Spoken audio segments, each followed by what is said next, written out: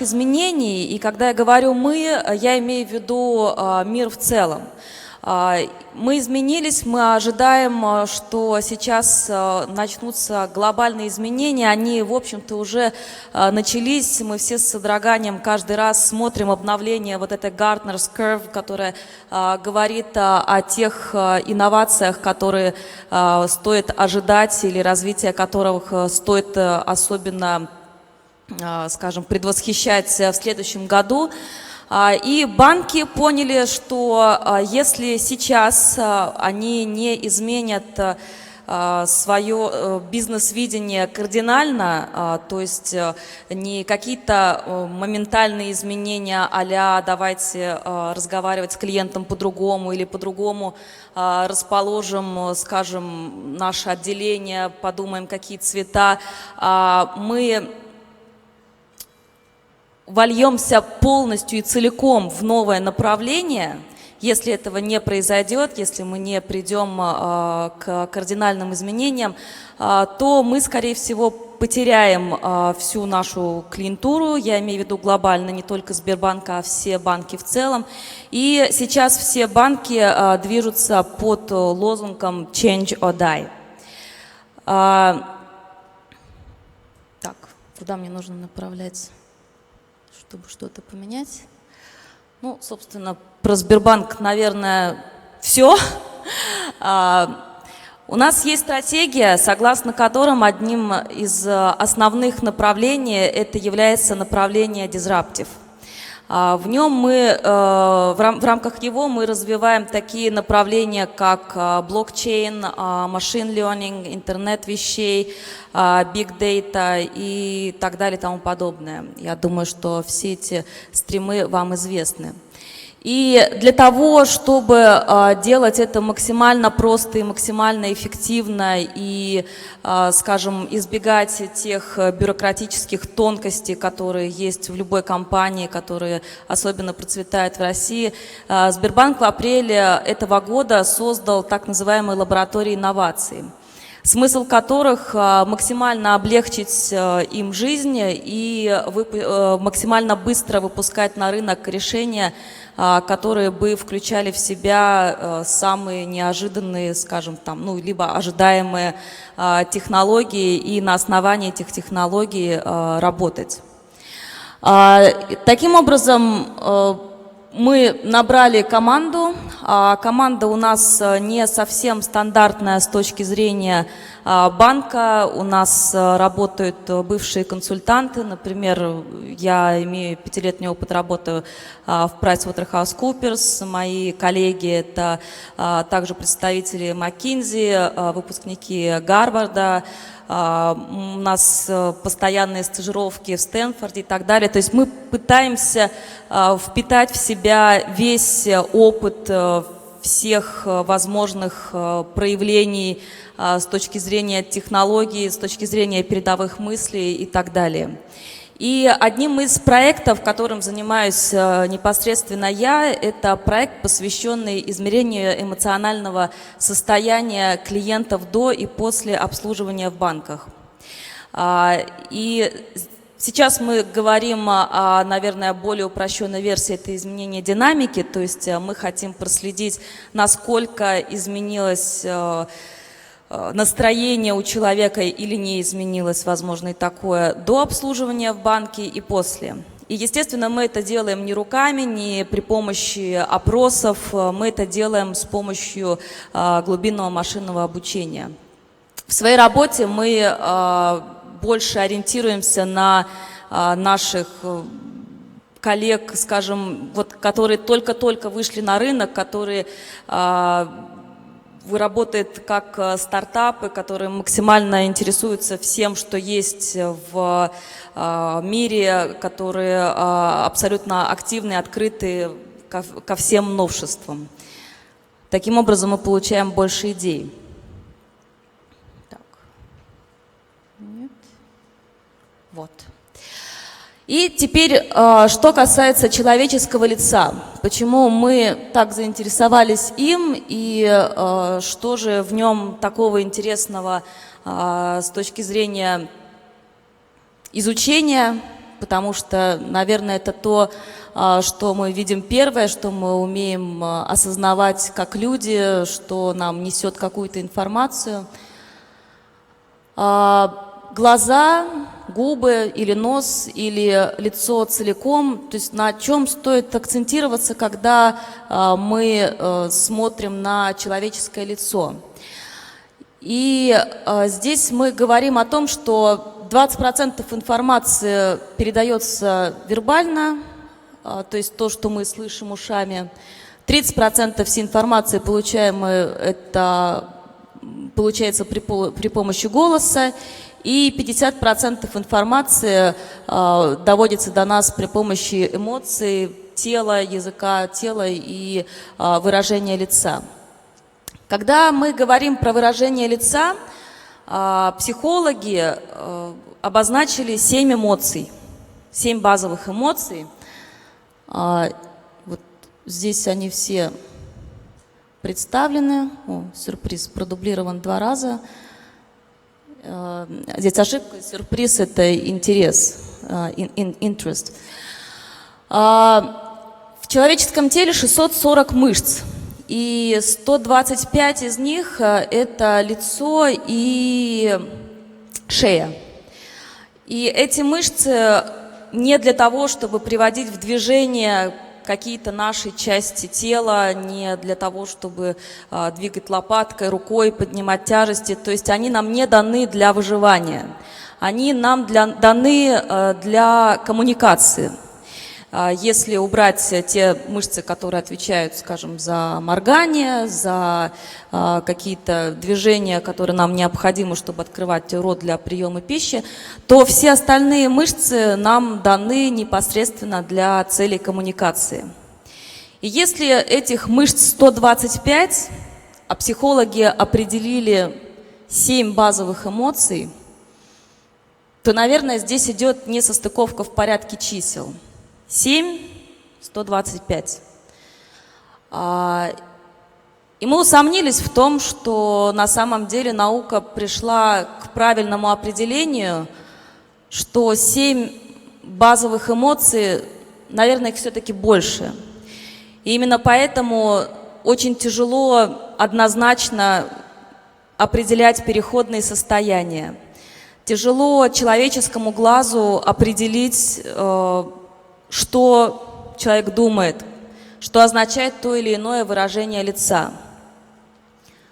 Человеческому глазу тяжело, но компьютер может это сделать, потому что компьютер может анализировать многие миллионы и тысячи сэмплов, сотни тысяч, и здесь мы можем прибегнуть к помощи компьютерного зрения для того, чтобы идентифицировать эти эмоции с более высокой степенью точности, чем это делает человеческий глаз.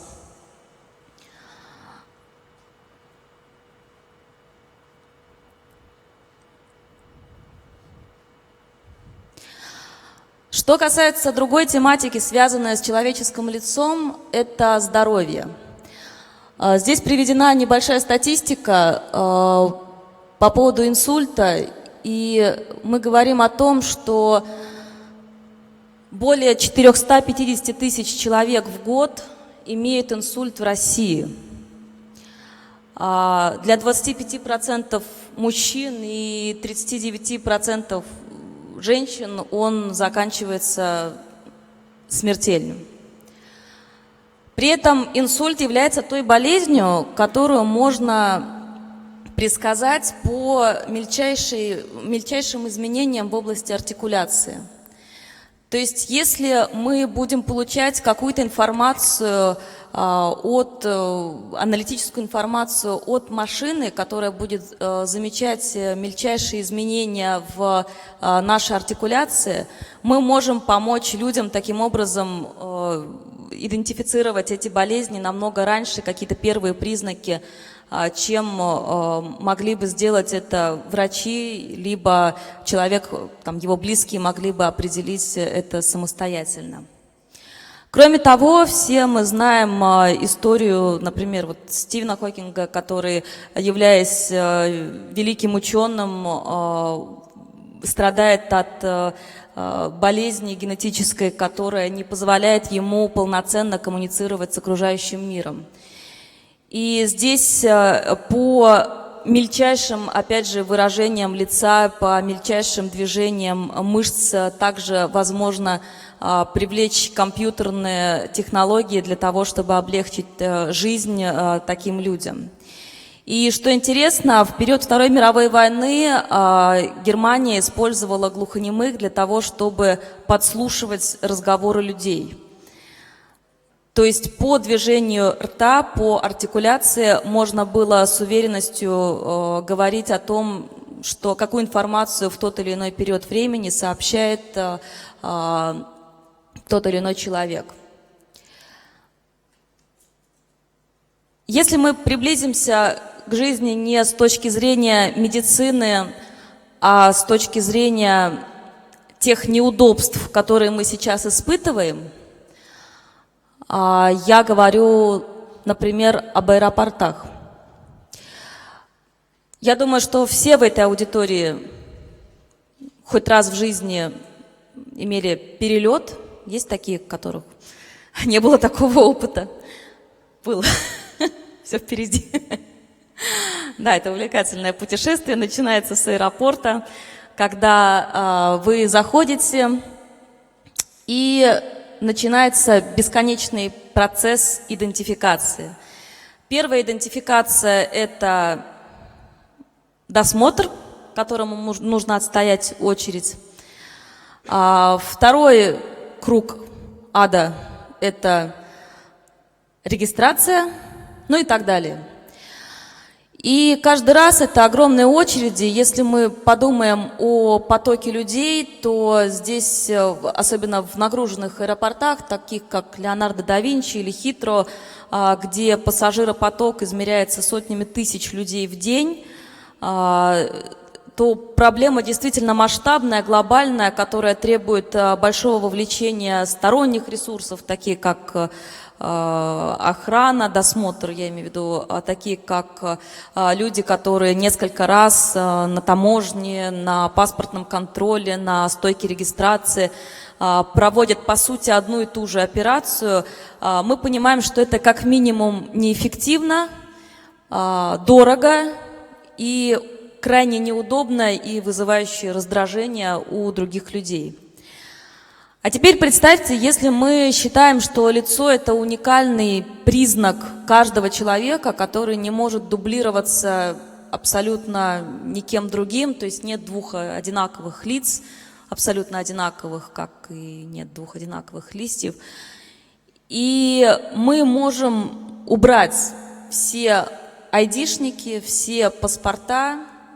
И представьте ситуацию, когда вы заходите в аэропорт, и в момент, когда вы, ну, скажем, прошли все-таки досмотр, потому что сумку надо просветить, это соображение безопасности, хотя я думаю, что с учетом технологии и эту операцию можно упразднить. Когда в момент пересечения вами двери, вы становитесь автоматически зарегистрированным на рейс. Ваше фактическое появление в аэропорту отмечено одновременно во всех службах, которые гипотетически должны были бы у вас взять паспорт и сверить вашу личность для того, чтобы провести вас по дальнейшим процедурам. Это бы существенно упростило нам жизнь, это бы сделало эту жизнь более безопасной с точки зрения, скажем, даже спецслужб, которым не нужно было бы многие проверки, они не только для того, чтобы понять, что вы – это вы, но в том числе для того, чтобы отсеять тех людей, которых у них в черном списке, например. И мы бы могли полностью избежать всех проявлений жизни, связанных с очередями. Банки пошли дальше. Мы говорим об оплате при помощи лица, например, когда вы приходите и к вашему лицу, если мы определяем его с высокой степенью точности, привязана вся ваша информация, информация о вашем банковском счете, информация о всех ваших дебетовых, кредитных и других картах. И вы пришли, там, например, в магазин, и по тем распоряжениям, которые вы отдали, в том числе об оплате, магазин имеет право списать с вас ту или иную сумму. Помимо оплаты, я думаю, что все-таки здесь все пользовались банкоматами, ну, хоть раз в жизни, вот даже, наверное, те, кто не летали. Сколько времени занимает обслуживание в банкомате? Я имею в виду не заплатить за коммунальные услуги, а просто вот всунуть карту, набрать пин-код и получить деньги. Ну, наверное, меньше 2 минут это точно не занимает. И 2 минуты это хорошо. Но если бы вас мог банкомат идентифицировать на момент подхода к нему, это бы значительно облегчило вашу жизнь с точки зрения вашего времени. Вы бы экономили намного больше времени. И в том числе, опять же, ликвидировало все возможные моменты, связанные с очередями.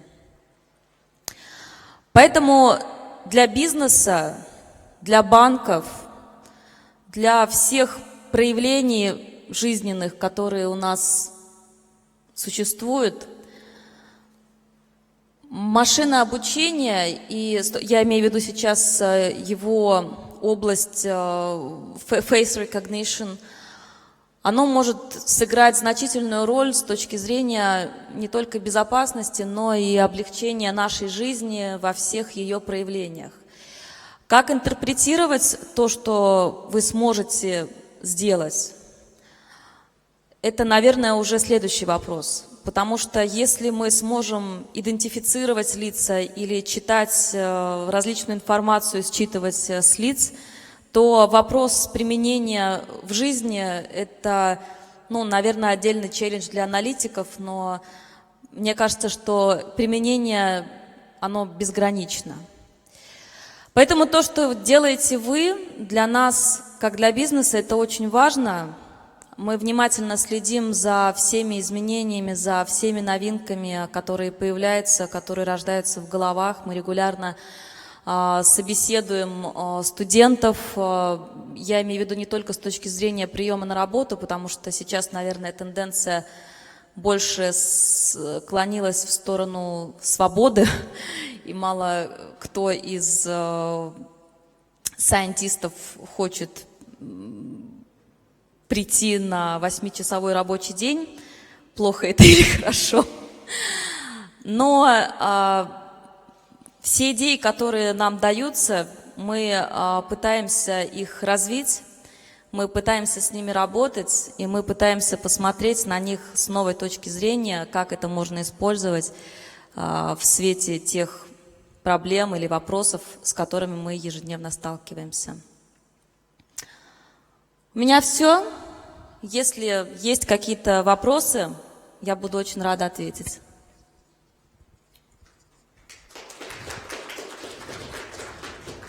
Вопросы?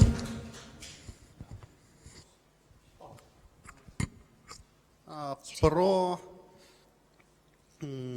идею привязки лица человеческого к банковскому счету и вообще использование человеческого лица как опознавательного элемента. Разве не является достаточно простым проблемой с таким подходом то, что человеческое лицо достаточно просто воспроизвести маской, макияжем, гримом и так далее? И если злоумышленник посмотрел на мое лицо с сотни фотографий и сконструировал маску меня или просто загримировался под меня, он тем самым может легко использовать все мои аккаунты и тому подобное.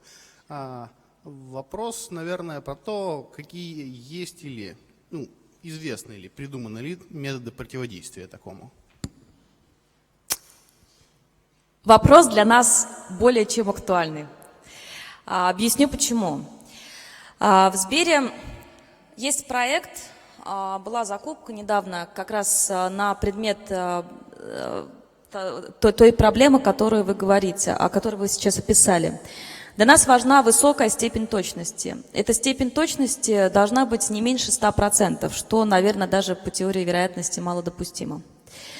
Поэтому, когда мы использовали в рамках первого пилота вопросы идентификации личности, поскольку это деньги, мы понимаем степень ответственности, мы смотрели несколько технологий. Мы рассматривали стык технологии по отпечатку пальцев, рисунок вен, он тоже уникальный, по распознаванию лица, по голосу. Я имею в виду речь не с точки зрения артикуляции, а именно интонационные нотки. И на стыке технологий, то есть когда мы используем, также можно ай-трекеры, то есть тут действительно очень много вариантов, мы добиваемся уровня точности, скажем, приближенному к 100. Но здесь есть другая особенность, поскольку мы работаем с людьми, то мы должны понимать, что мы можем любую технологию взять, вплоть до вот шапочки, которая считывает импульсы головного мозга и одеть на человека. Вопрос в другом. Насколько человеку это приятно? Насколько человек будет воспринимать ту или иную идентификацию как приемлемую для себя? В частности, когда мы считывали пальчик, мы столкнулись с тем, что людям противно трогать это стекло. Даже если мы его протирали перед этим спиртом, одноразовой салфеткой, и этот человек только что заходил в отделение и рукой открывал дверь, за которую трогали все до него, и которую не протирали спиртовой салфеткой никогда в жизни. Но вот эта процедура, она ассоциируется с чем-то неприятным для него. То есть, во-первых, может быть там грязь, а во-вторых, сразу возникает ассоциация со спецслужбами, что вот сейчас вот считают мой палец, это отпечаток пальца, и теперь я на всю жизнь как с чипом буду ходить. Да, это проблема.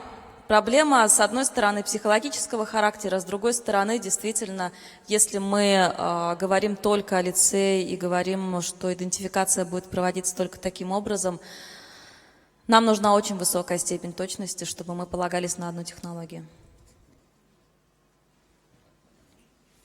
Еще вопросы?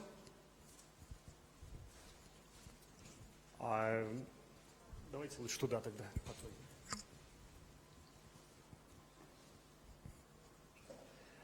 Из перечисленного, вы пробовали еще использовать сетчатку глаза? То есть, по сути дела, это опять-таки фотография, только ничего не надо трогать, а подделать лицо, плюс еще сетчатку как минимум сложнее. Да, пробовали, но в этом проекте пробовали, если честно, отмели, не знаю по каким признакам. Знаю, что по ай-трекингу пытались делать... Вот, если честно, даже не уверена, что у нас, может быть, в других банках, потому что мы постоянно читаем, получаем аналитику, пытались считывать ваше движение, когда вы подходите к банкомату. То есть, куда вы смотрите, что вы хотите сделать. То есть, была задача не пальчиками туда тыкать, а глазками выбирать. То, что нельзя будет подсмотреть, и то, что будет вам удобнее там, с точки зрения других моментов. Пробовали, тоже рассматривали эти технологии. Ответ – да. Насчет стоимости такого оборудования, мне кажется, поставить эту штуку, к которой карточку прикладывать, гораздо дешевле, чем ай-трекер и даже камера, которая будет лицо. Технологии вообще штука безумно дорогая. Безумно. Не знаю, Я думаю, все, кто сидит здесь, знают, что такое там, разработка чего-то на компьютерах, знают, что такое производственные мощности. У меня просто одна из моих других областей – это блокчейн, и все мы знаем, что такое там, производственные мощности, если мы говорим о там, майнинге биткоинов и так далее. То есть это действительно новая commodity, это очень дорого, да, согласна. Но если помните, первые компьютеры, которые создавались несколько десятков лет назад, во-первых, были слегка большеваты, а во-вторых, стоили неразумных денег. Сейчас мы сталкиваемся с другим. Сейчас мы имеем планшеты, телефоны на полноценную замену компьютеров и так далее. Технологии дорого. Извините, пожалуйста, допустим, если я на планшете, вот подойду так вот с лицом, ну, вместо лица у меня будет планшет, и я загружу видео просто другого человека, ну, прям полностью лицо, которое будет подходить, там глазами шевелить, то как система отреагирует?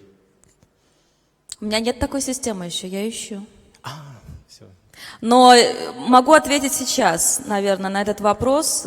Когда мы закладываем алгоритмы, мы также должны предусмотреть возможность, которая будет отслеживать все эти шумы, которая будет понимать, загружено это видео, не загружено. То есть задача, она больше глобальная, она должна рассматриваться с точки зрения, как на любое действие есть противодействие. Мы решаем одну задачу, и мы должны рассматривать ее с той стороны, которая не даст эту задачу хакнуть и положить все, что мы делали до этого. Поэтому да, это проблема, и тоже проблема, которую нужно решать. Спасибо. Можно второй вопрос? Можно? Можно саму постановку задачи? Нам нужно, чтобы подошел человек и без какого-либо дополнительного идентификатора он определился, или нам нужно, чтобы он определился, скажем так, без дополнительной вещи? То есть сейчас подходит человек, использует карточку долго вставляет, долго вводит пин-код. Давайте просто предположим, что вместо карточки у человека есть некий брелок, который по сигналу от банкомата дает определенный код. Далее сравнивается лицо, сравнивается код, и это еще дополнительный идентификатор.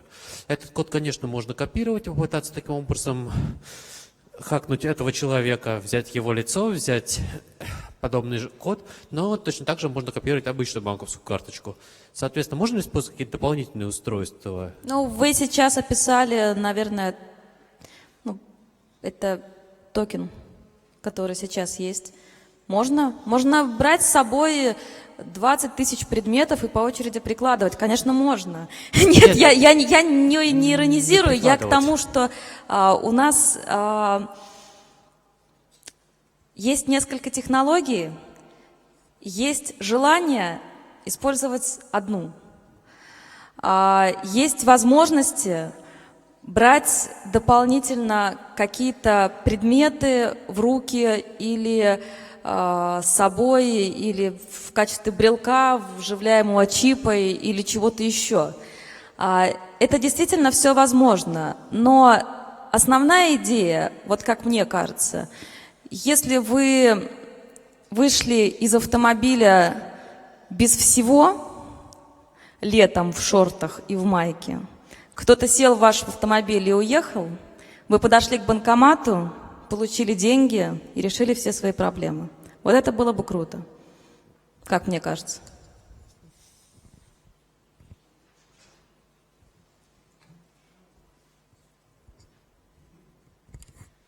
Я бы хотел задать такой вопрос. А вот в технологии, которую вы описывали, вот вы проводили исследование, насколько пользователям, вообще говоря, интересно пользоваться такой технологией? Дело в том, что вот с моей точки зрения, если бы я знал, что существует лишняя возможность неавторизованного доступа, я бы ее перекрыл, например. Вы проводили какие-то исследования, насколько пользователям, вообще говоря, интересна такая технология, и не будут ли они массово это закрывать с целью избежания? Я понимаю, да.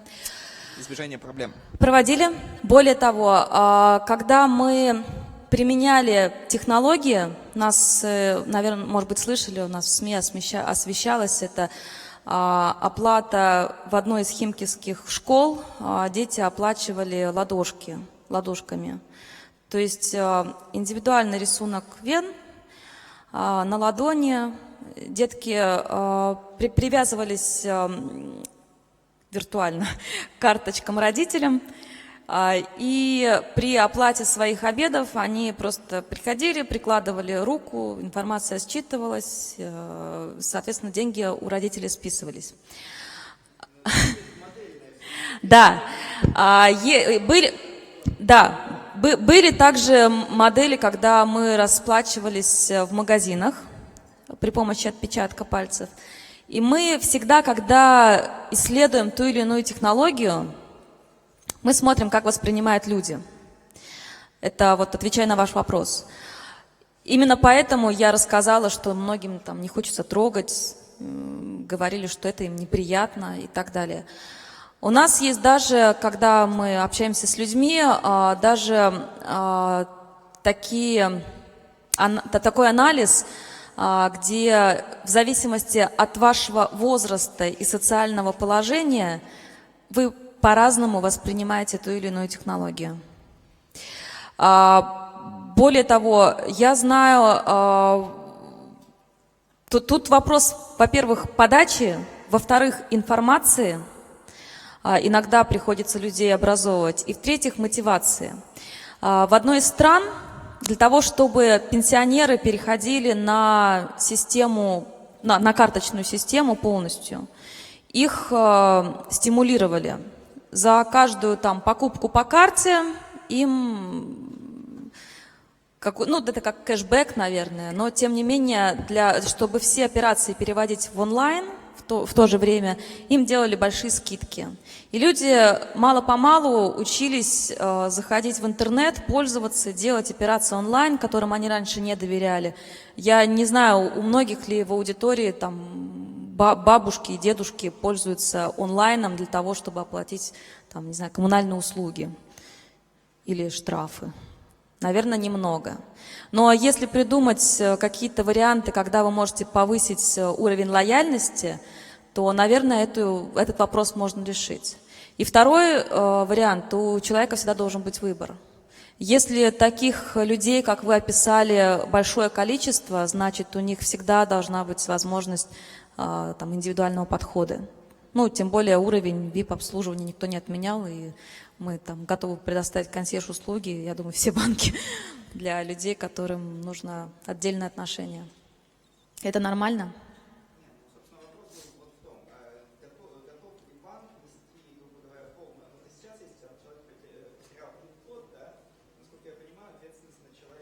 Угу. Если номер карточки, то ответственность на банке. Вот сейчас в такой системе кто будет ответственность? То есть я сняли деньги за счет использования Угу. Сейчас никто с вас не снимет деньги с использованием биометрической идентификации. Все. Потому что у нас нет той технологии, которой бы мы доверяли на 100%, чтобы, взять ответственность на себя, и, массово внедрить это в пром, так называемый. Поэтому спокойно, все хорошо. Никто ничего не снимет. Спасибо большое, Наталья. Коллеги, остальные вопросы в кулуарах, на кофе-брейке. Спасибо большое.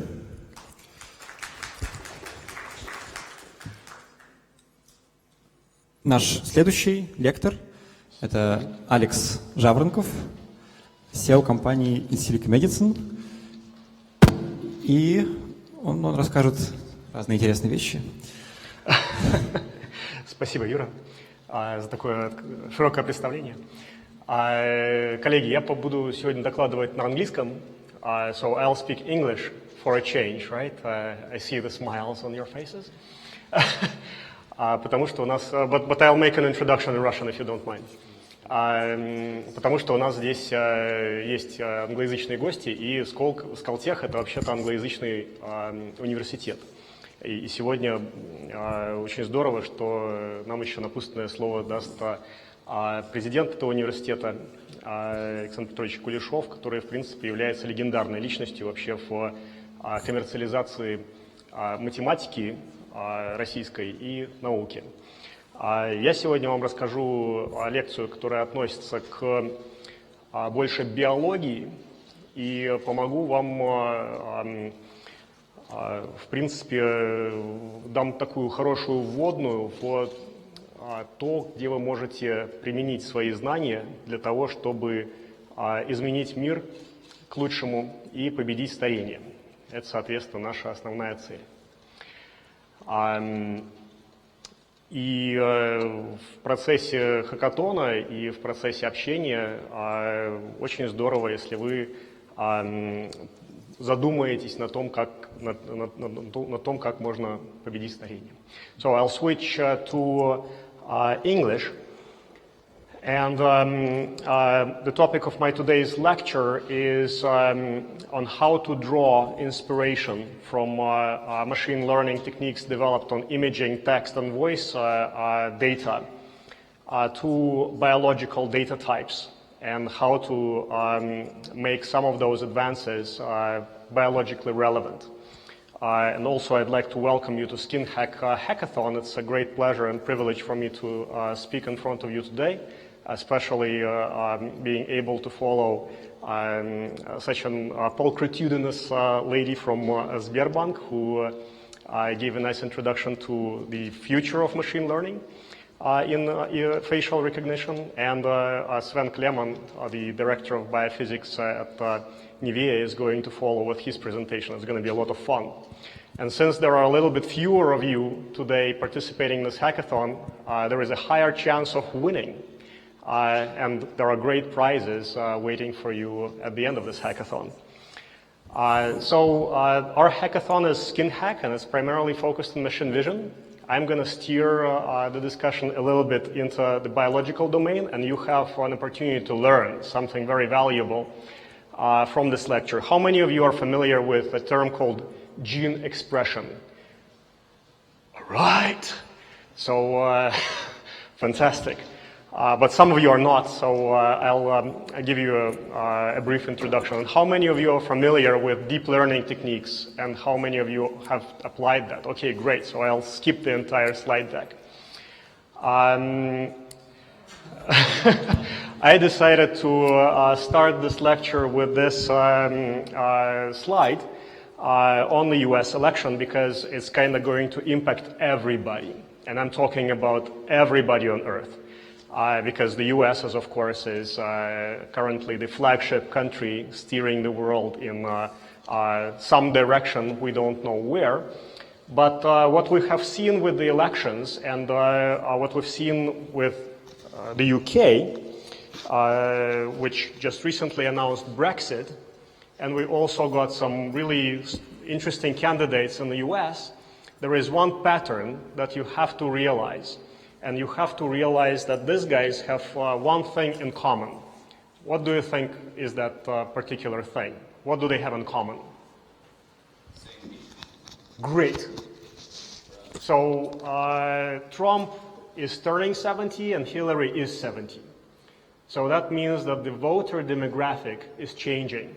They are favoring candidates that are older and are more relevant to and catering to their needs. So in the UK, most of the people who voted Brexit were actually older. And in the US, people who voted for Trump were also older. And that's kind of going to impact everybody here because I don't see too many old people here. And people who are going to decide your fate and who are going to vote for you and against you are going to be much older than you are. And those are the people who vote mostly. So what we need to do is we need to find a way to get people to be more young, to get them younger, and to ensure that they don't vote in favor of really attractive retirement programs, but instead work for programs that are steering the country, countries. Actually, can I use a different mic? Because I think this is a different, it's really, I can hear my echo. Okay, maybe that's the reason, because there are two mics switched on. No? But let me use a mic. So, but basically, right now the voter demographic is changing, and it's going to impact every one of you. So we need to get these guys to act as younger people and to invest more in technology rather than social programs and pensions. Because otherwise we're going to get into the economic crisis. And what I want to relay right as an introduction to my lecture is that aging research and longevity research and essentially making people to be more productive and younger is the most important cause that you can pursue. So there is nothing more important than aging research. Because some of you are data scientists, some of you are very good data scientists, some of you are going into computer gaming, banking, facial recognition for something, shopping. If you are developing computer game, and I come from ATI Technologies, a company which was a competitor, well, it's still a competitor of NVIDIA.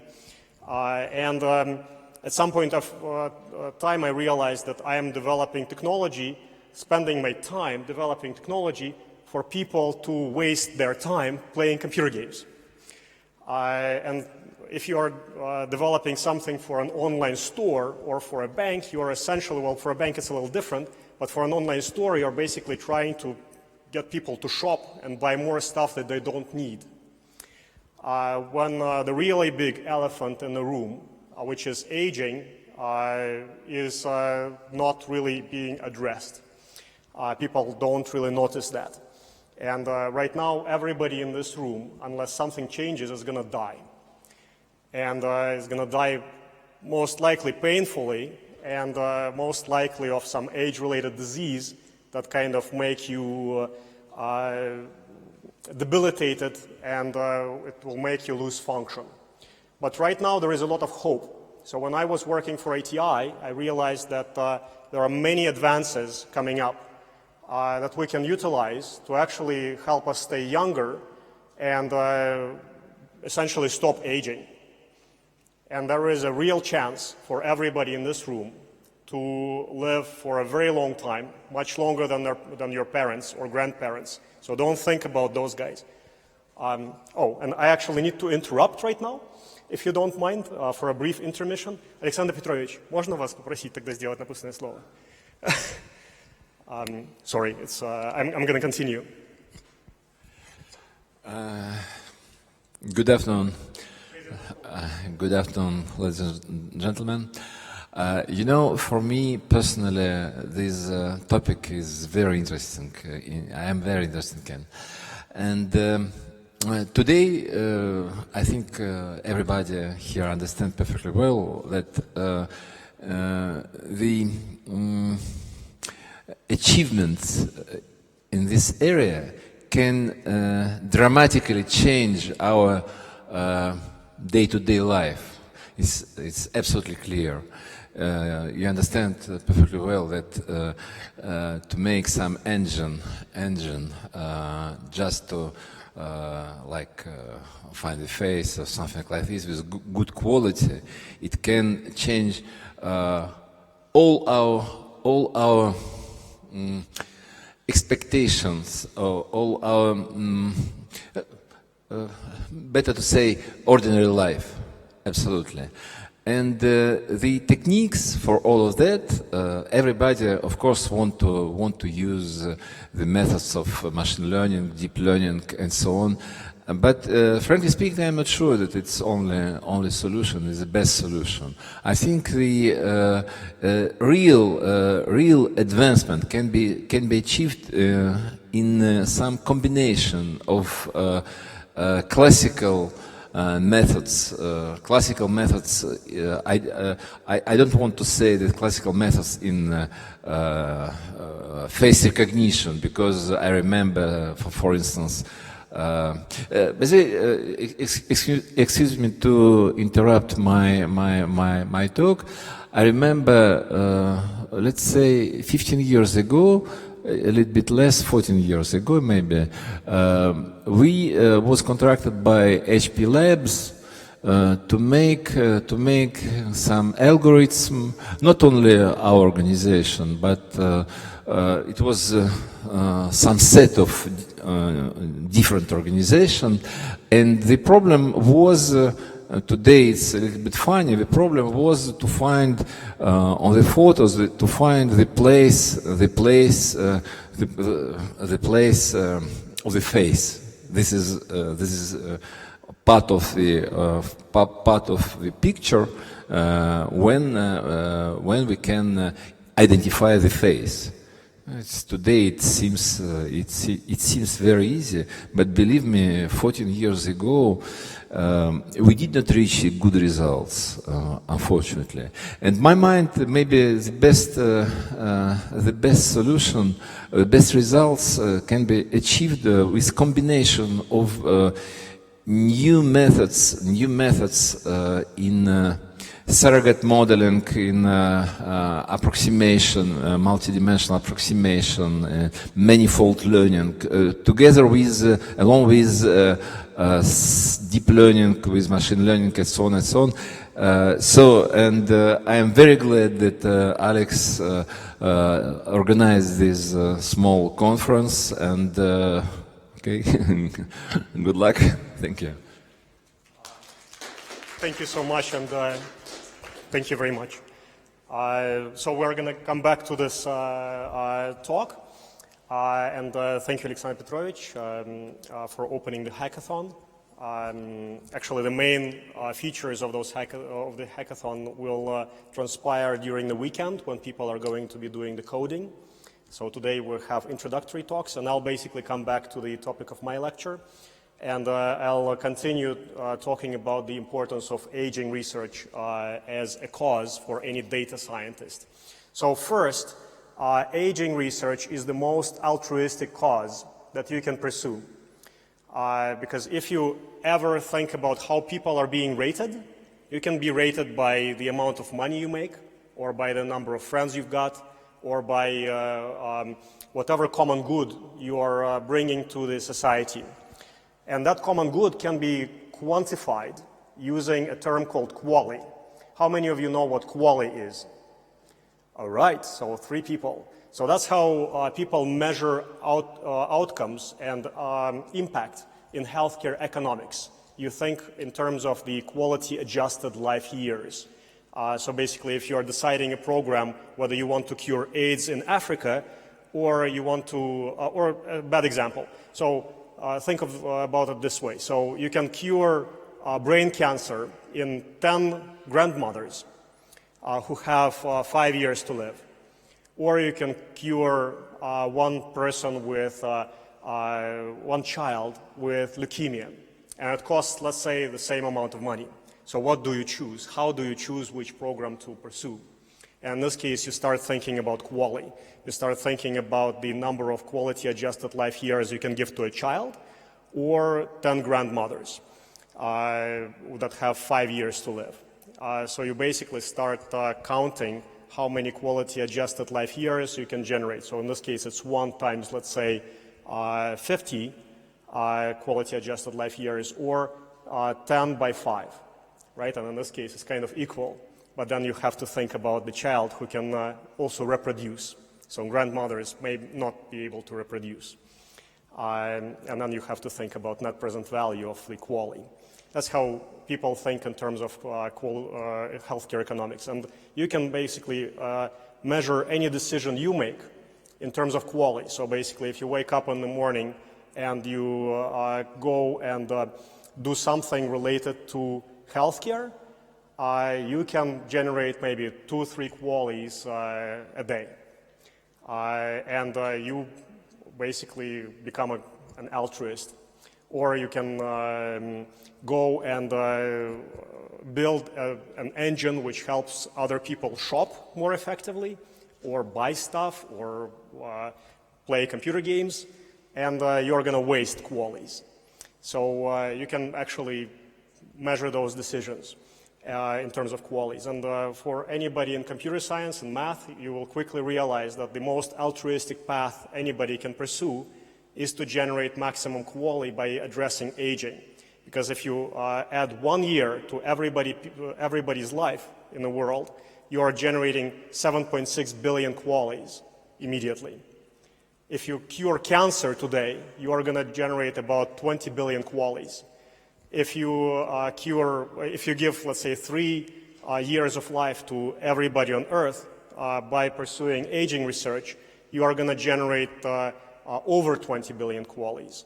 So, and that's just, scratching the surface of the iceberg. And also it's the most important economic cause, because right now the beating heart of the world's economy is the United States. We're all dependent on the US dollar.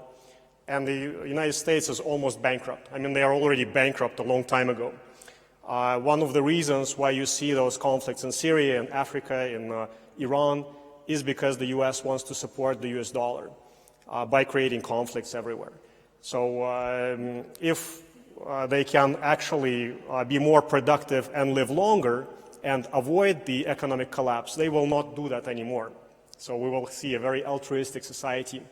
And also in aging research, data scientists can make a huge impact because there is lots of research being done on cancer, in Alzheimer's, in Parkinson's, in many age-related diseases, in basic science. If you aggregate this knowledge and derive valuable features that contribute to human longevity, you can make major impact. And today I will show you how. You are probably familiar with the ImageNet, which led to the explosion in deep learning. So everybody basically realized the power of deep learning when you can start automatically annotating images and recognizing images with superhuman accuracy. So we wanted to build something like that for aging biomarkers, and we're launching AgeNet. So this hackathon is first in series for development of aging biomarkers. So let's fight some aging together. So those are some of the projects that I'm affiliated with. So my main project is in silico medicine, and we have a sub-project called pharmaceutical artificial intelligence that I'm going to be talking about today. And I'm also affiliated with Youth Laboratories. I'm the chief science officer of this company, which is developing imaging biomarkers of aging and imaging biomarkers of health. So I'll tell you a short story. About 1.5 years ago, I came to give a lecture at one of the large cosmetics companies in France. Actually, I can talk about that because they presented at one of the conferences. It's L'Oreal. I was talking about biological biomarkers of aging. I said, well, guys, you know what? We can now evaluate how healthy and young your skin is by taking a biopsy and looking at gene expression patterns. And they're saying, Alex, you know what? It's really cool and it's very useful. But what we really need to focus on is perception. How do people perceive the effects of a drug or intervention or your current state of skin? And we need visual biomarkers. So that gave us the idea and the trigger to build youth laboratories. And you'll hear a lot about the technologies that we're developing there, machine vision technologies, during the course of this hackathon. And we started building a tool called Wrinkle, which recognizes wrinkles on the face. You can actually download an app in the App Store or Android market and start tracking the dynamic changes of the wrinkleness of your face. We initially started using parametric algorithms and then switched to deep learning techniques. But we realized that we don't have enough samples. You know, samples data, the availability of large data sets for training is the biggest problem in deep learning. And I'll talk about that later on in my lecture. So that's why we decided to launch the beauty competition, worldwide beauty competition judged by robots. So it's kind of a competition for programmers and competition for people, where you bring humans and robots together and they work to develop the new kind of cutting edge in human-machine interaction. And we got a very large data set there. And that's also how we met Sven Kleman, who is going to give a lecture on Nivea projects in skin analysis, and who will give us the unique data set of pictures and really high resolution. So it's kind of, those projects originated here. And there are many, many, many areas where those machine vision techniques can expand. And the most important area is recognizing your health status by looking at your face. You can actually diagnose a lot of diseases by just looking at somebody's face. You can also, how many of you tried 23andMe? How many of you know 23andMe? Perfect. So you can stratify people by their face pretty much with almost the same accuracy as you can stratify people by SNPs.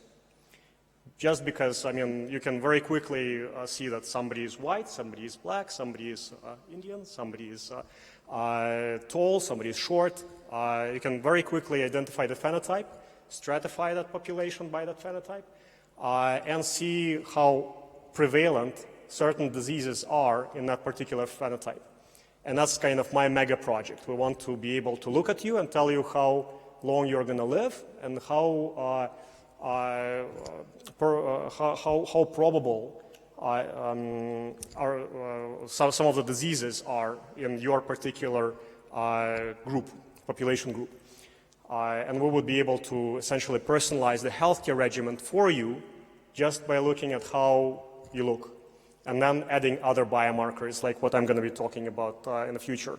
I also have a lot of other interesting, I contributed to a lot of other interesting tools for aging research. Again, that's my mission in life. One of the really cool tools that you can use in the future in your research is called agingportfolio.org. It's the largest collection of biomedical grant data in the world, linked to publications and clinical trials. So why we built this is because usually publications are preceded by grants, and some of the grants that are given to the scientists never get published. So never result in publications because experiments fail. So grants is actually a very nice tool to analyze the trends in the industry, because if the government is putting, let's say, $2 billion into a certain research project, let's say CRISPR or some other direction, you can expect a wave of publications that is going to supersede that investment. And you're going to see the industry which is going to follow. So this is a pretty cool tool. I encourage you to use it. We also have a system called geroprotectors.org, which looks at all the molecules that have been tested in animals and resulted in the extension of lifespan. Aging Chart, it's a Wikipedia of aging pathways. And right now we're working on a tool called ICD-11.org. It's a database of disease codes that might be applicable to aging research. And now I'm going to switch to biology section of this presentation. So for those of you who know what gene expression is, great. But for some of the computer scientists, I'll try to make a very brief introduction. So this is a cell. You've got a nucleus where the DNA is residing. The DNA is used as a template, so almost all cells in the body have the same number of chromosomes and the same DNA ubiquitously, except for the germ cells, some of the blood cells, and other unique cell types. What makes the cell unique is the protein content that it's expressing, right? But to get to the protein, you need to first transcribe the genes into RNA. Then there are some post-translational modifications, and essentially at the end you get a protein, which is the kind of universal machinery in the cell. And you can do the analysis of the current cell state by analyzing the protein or the RNA. So the most ubiquitous data type in the omics kind of world, what we call it in the genomics, transcriptomics, proteomics, etc., is the transcriptomics. There are millions of samples because people have been doing microarray experiments for the past 15 years, or actually almost 20 years, and there are millions of samples in literature that are heterogeneous, come from different platforms, different experiments, but there is lots of data. And that data is cheaper than whole genome sequencing of the DNA. So think of it as, if you're a computer scientist, think of it as a DVD that is built into every cell of the body, and this is going to be your RAM, random access memory. So you basically read some programs into RAM from your DVD, and then the machinery of your kind of biological computer is turning this RAM into applications on your screen. that are proteins. And you can look in the RAM at any specific point of time and see if any program has performed an illegal operation and went into infinite loop, right? You see that it consumes more resources, and now you can close it and make it normal again. So RNA also is one of those data types that is very biologically relevant. You can influence it using small molecules or other factors that can change gene expression. So it's hugely valuable data type. And you can now change the DNA. You can use CRISPR and other techniques to alter your genetic profile, but it's easier and much more clinically relevant to influence the expression of the genes. And this is the evolution of gene expression analysis over time. So in the early 80s, or actually even earlier, people started comparing the expression of individual genes in various tissues or cell types only gene by gene level. So you basically look at the current state of the expression of one gene and compare it to another. And sometimes this is going to be a housekeeping gene, so something that you know is expressed at a certain level at any given point of time, and you see how the other gene is expressed compared to this gene. And pharma companies are still doing that. It's currently very, very cheap. You can use PCR for that. Then in 1990s, people moved to microarray experiments and switched to microchips to essentially profile the entire human transcriptome. So they're looking at the expression of very large numbers of genes. So some of those microchips, early microchips, could do 1,000 genes at the same time. Then it went to 10,000, and now you can do 22,000 genes at the same time on one microarray experiment. And now people are moving to RNA-seq and essentially looking at the expression of all genes at the same time. That's very costly and expensive and lengthy process to get gene expression using RNA-seq.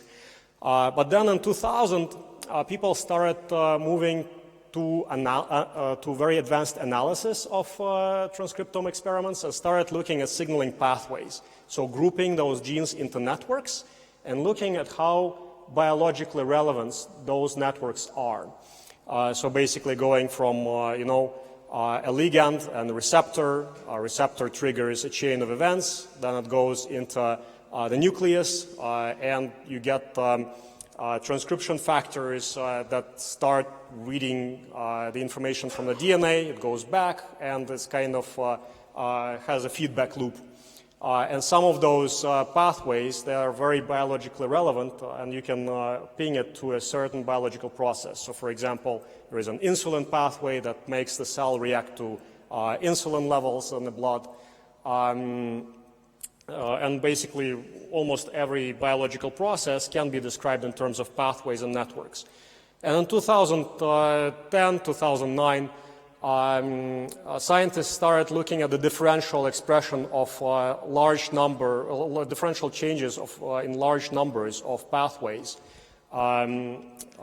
between norm and disease state, let's say, right, or between one tissue and another tissue, and looking at large numbers of signaling pathways. Actually, here, this diagram comes from a company called GeneGo, which was established by Yuri Nikolsky, one of our the former director of science at the biocluster at Skolkovo.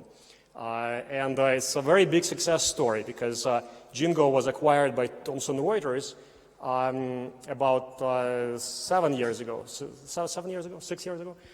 for like $40 million. It was one of the first acquisitions in pathway analysis space. Afterward, QIAGEN acquired Ingenuity for $120 million. So it's kind of the acquisitions, the sizes of acquisitions started to increase. And Essentially, Russian scientists contributed a lot to development of those visualization tools and algorithms for analysis of signaling pathways. But again, in just maybe 6 years ago, people started transitioning to differential pathway analysis and looking at how those networks change in time or between various states. And in 2015, people started using those signaling pathway analysis algorithms as a way to reduce dimensionality of data to train deep neural networks to essentially build predictors, biomarkers, etc. And our company is leading the way. We basically published some seminal publications in this area and developed the first, well, not maybe first, but some of the most advanced and biologically relevant algorithms for grouping gene expression data for individual genes in a differential manner into biologically relevant pathways. So we kind of look at the expression levels of each individual protein in the cell in one state and another state, and then do the differential comparison of those expression levels by first grouping the proteins, relevant proteins, into a biologically relevant pathway, and then looking at how those proteins interact within the pathway. So every protein in the network in our world is either a strong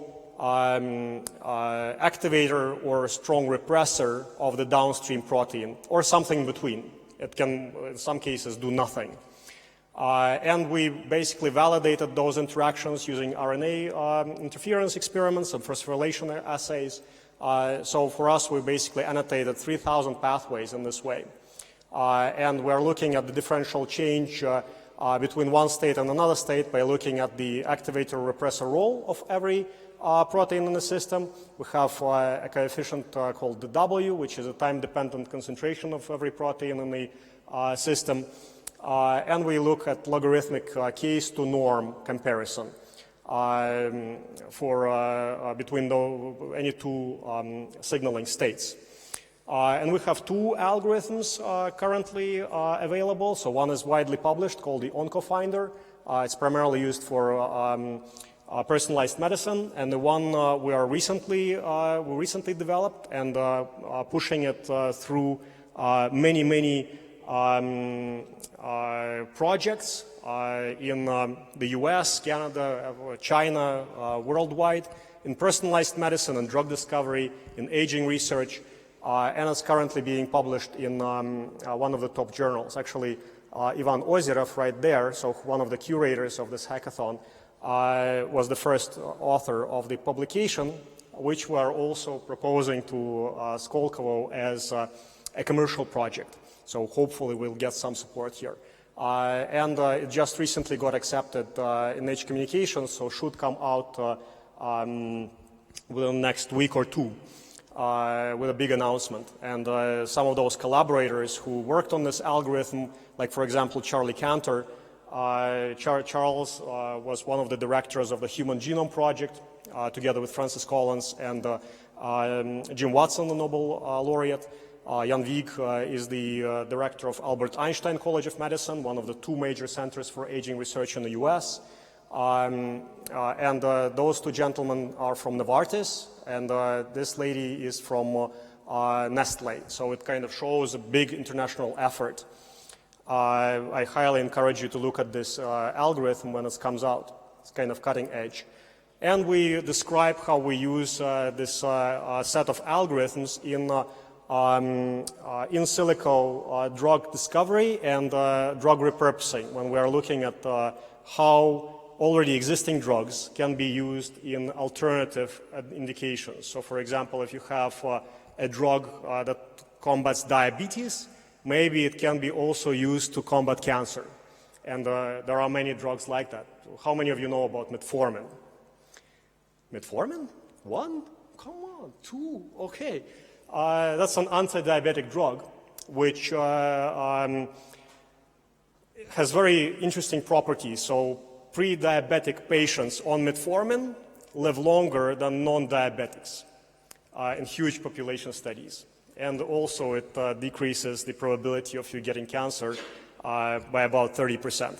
And currently people are using it for multiple applications. Or another anti-aging drug, quote unquote, is rapamycin, which can be used in organ transplantation, in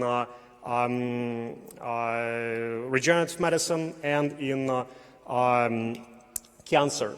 But it also extends lifespan of many model organisms. Also, people are looking at it as a possible geroprotector.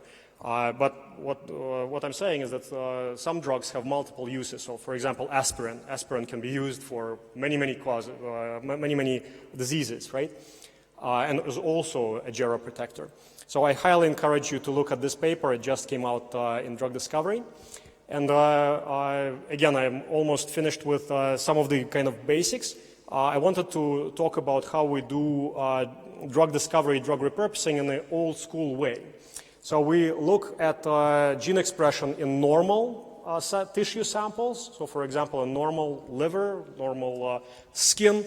And then we look at the differential changes on a pathway level, on 3,000 pathways, in multiple tissues afflicted by disease. So this could be, let's say, a certain cancer. And you're looking at how norm becomes cancer, creating a signature for the disease, pathway-based signature. And then you have human cell line experiments where human cell lines, many human cell lines, basically liver, heart, lung, etc., have been incubated with a very large number of molecules. So you have like 22,000 molecules profiled against 50 different human cell lines. Gene expression was measured before and after incubation of a human cell line with a compound. So it gives you some idea on the transcriptional response in human cell lines to a certain molecule. And knowing the effects of those molecules on human cell lines, you can see how you can essentially ameliorate or bring back the tissue afflicted by disease to the state which is close to normal state. Or you can try to induce apoptotic state to basically kill those cells. And in our case, this is our major modus operandi that we use for drug discovery, drug repurposing. So we're looking at the differential state shifts between healthy norm and disease. So in most cases, it's cancer. And then we're using a large drug, small molecule databases that also have this kind of transitions, but on cell lines, not on tissues, and trying to bring the signaling state 2 as close to signaling state 1 as possible, or to signaling state 3, which is essentially cell death, if you want to kill cells, or manipulate cells on a pathway level using those drug databases. So this is currently in the world, that's one of the most advanced systems for drug discovery. We can correctly predict the effects of that rapamycin drug and many others.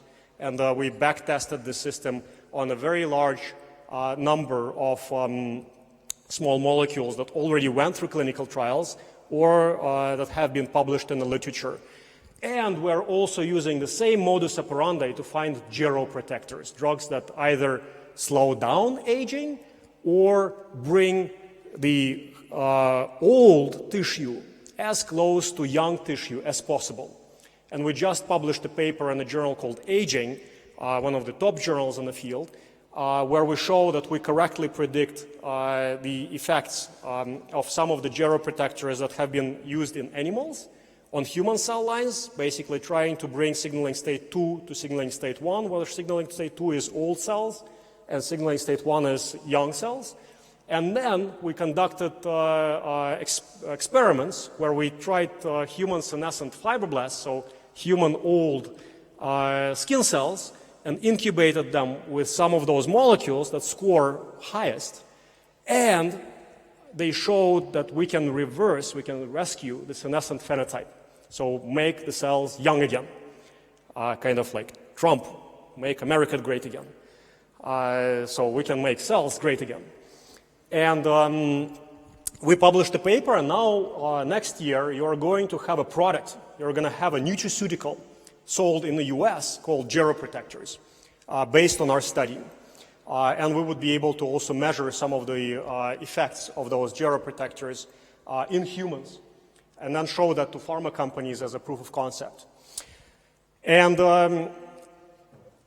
about 2 years ago, when the deep learning was kind of exploding, and we started believing in deep neural nets producing really accurate predictions for multiple applications, primarily in images and voice, I started thinking whether we can apply those techniques to drug repurposing and drug discovery. And by the way, a really nice paper published by Paulina Momoshina, one of our scientists from Moscow State University. I highly encourage you to go to Molecular Pharmaceutics. It's American Chemical Society journal, and this is a big review on everything that has been done in biology implicated in deep learning. So basically where deep learning has been applied to all kinds of biological tasks. We contributed a lot to this field. Basically maybe one of the top 5 teams in the world currently with some of the seminal publications and peer-reviewed journals applying deep learning to biological data. Well, quite important to note is that if you want to be successful in deep learning, you need to have really big data, so tens of thousands or millions of samples, thousands of samples. Not necessary, yes, but it's in biology it's good to have because before we can apply generative models or before we can create any kind of synthetic data, you need to understand what's going on. So on images now, after already a very large data sets have been processed, you now can derive some features and maybe generate synthetic images. But in biology, for applications that I'm going to be talking about, it will be necessary. And you need GPU computing. Again, you're right. Maybe now you can get around that with more efficient machine learning techniques. And computational techniques and distributed computing, but you have to be, right now you have to be good at GPU. How many of you have done anything in deep learning? All right, lots of you. So how many of you know how to use CUDA or NVIDIA graphics? All right, great, so I'm talking to the right crowd. So you need to have GPU computing experience, and you need to have expertise in deep learning. It's kind of now becoming more a game of Lego. Somewhere you can use deep reinforcement learning engine, you can use generative models, somewhere you can use feed-forward DNNs, somewhere you have already pre-built packages on autoencoders. But right now it's still quite valuable to understand what's going on.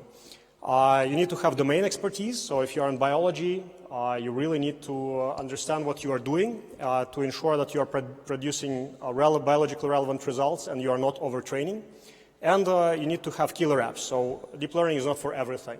You can only apply it for certain applications where it can be effective and produce biologically relevant results. So as Alexander Petrovich said, you need to have a combination of different methods. So both classical machine learning methods or classical statistical methods that give you biological relevance.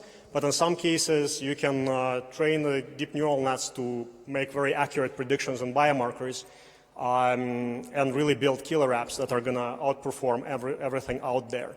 Again, right now, NVIDIA is the kind of dominant force in GPU computing. We have several of those NVIDIA dev boxes that give you 30 teraflops of compute. And now NVIDIA just launched GDX1, which is 170 teraflops in compute. We work really closely with NVIDIA, and they're going to give a lecture today. So I'm not going to talk about deep neural networks. I think you already know what we're talking about. And you know about some of the results in terms of human-level accuracy in image recognition, voice recognition, text recognition, pleasant art. But essentially this explosion in deep learning advances really started with ImageNet. Of course, you can trace some of those advances back to Hinton and Salahudinov's papers in 2005, 2006. But really where it started was ImageNet when those competitions came to life. and 1.2 million high-resolution images became available, and you really saw the drop down in error rates year over year. And just last year, Andrei Karpathy from Stanford managed to show superhuman performance on a human level. So he trained himself on about 1 million images to recognize them efficiently, and then compare it to his algorithm, and his algorithm outperformed. So that was really the bomb that dropped, and there was no return from there. People believed in deep neural nets. And you know how the deep neural networks are annotating images. I'm usually showing that to deep learning illiterate crowds. And Andrei Karpathy's first experiments using CNNs and RNNs together to annotate images efficiently and putting them in context. You get really accurate descriptions of pictures. So in this case, it's a group of young people playing a game of Frisbee. And in my case, you know, if I were to annotate this image, I probably would do the same. But on this image, I wouldn't be able to achieve Google's accuracy. In this case, it's a group of people shopping at an outdoor market, and there are many vegetables at the fruit stand. No, I would probably think about like some market in Africa or whatever. These are more accurate descriptions than human level. And my talk today is basically whether we can use those inspirations from imaging in biological context. And of course, how many of you tried generative adversarial networks already? Wow, okay, so talk to me later on, and let's add each other on Facebook. Because that is currently the hottest area in deep learning. And I'm not going to kind of do the autopsy on this paper. It's ICML 2016, but here the deep neural nets were taught to, with a generator network and the discriminator network, were taught to essentially create new images by a description of what's happening in the picture. And just talking about the results, right? So you basically give it a task saying that this small bird has a pink breast and crown and black primaries and secondaries.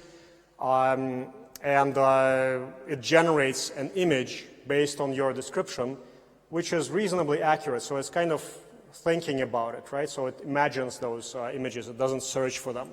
And those are really top breakthroughs. And the first papers could be traced to Goodfellow, 2014, on deep adversarial networks, then LeCun, Benjo published, and then Reed published this paper, seminal paper, at ICML 2016, so in June this year. So we actually looked at this paper, thought about whether we can apply it to drug discovery, and now we have a paper already submitted with one of the people from Mail.ru, one of the really cool deep learning scientists here in Russia, where we can imagine new molecular structures in the same way. We basically say that I want a drug which crosses the blood-brain barrier with this kind of IC50 and that has a certain molecular weight and complies to Lipinski rule of 5. That's kind of the basic criteria for a successful drug. And it generates molecular structures. So we can draw inspiration from images constantly to apply those concepts to biology. Or, of course, you're familiar with Prisma and style transfer that is also hugely popular right now in the machine learning world. So we can also use those techniques to do kind of style transfer in drugs or biomarkers. So you can make biologically relevant systems that are inspired by advances in imaging. And of course, you know AlphaGo by DeepMind and their Atari playing algorithm. So actually today, after this talk, I have to leave to the airport to fly to Korea for 1 week to talk to Samsung, LG, and large venture funds in Korea, because they established, after AlphaGo beat Lee Sedol in Korea, the whole nation decided to make deep learning their national priority. And they are investing billions of dollars right now in AI. And it's essentially kind of the mission of every Korean to get AI to the level of AlphaGo or better. And you can also draw inspiration from deep reinforcement learning in molecular design. So we also have a paper coming up showing that we can now create biologically relevant and useful molecules using deep reinforcement learning. And within the company, within InSilico, we have a division called Pharmaceutical Artificial Intelligence. So as of October 2016, we have 14 projects in deep learning, 3 big research papers that are going to hit big journals. We're primarily focusing on transcriptomic cancer markers, transcriptomic aging markers, multimodal markers, where you're training on one data type, and then transferring features to another network which is trained on a different data type. We have predictors of therapeutic use for drug discovery. I'm going to talk about that right now. We have projects in reinforcement learning. So later on this year, I would be able to publish and show you the results. And now we have also deep adversarial, deep generative adversarial networks for drug discovery. And I'll skip that. So basically, we use really large publicly available data sets and some private data sets that we put in the unstructured format on large storage systems. We apply GPU computing to, we use GPU computing to structure everything into a structured format. Then we put everything into signaling pathways and calculate signalome level signatures. And then we also, again, use GPU for comparison and drug scoring in biology.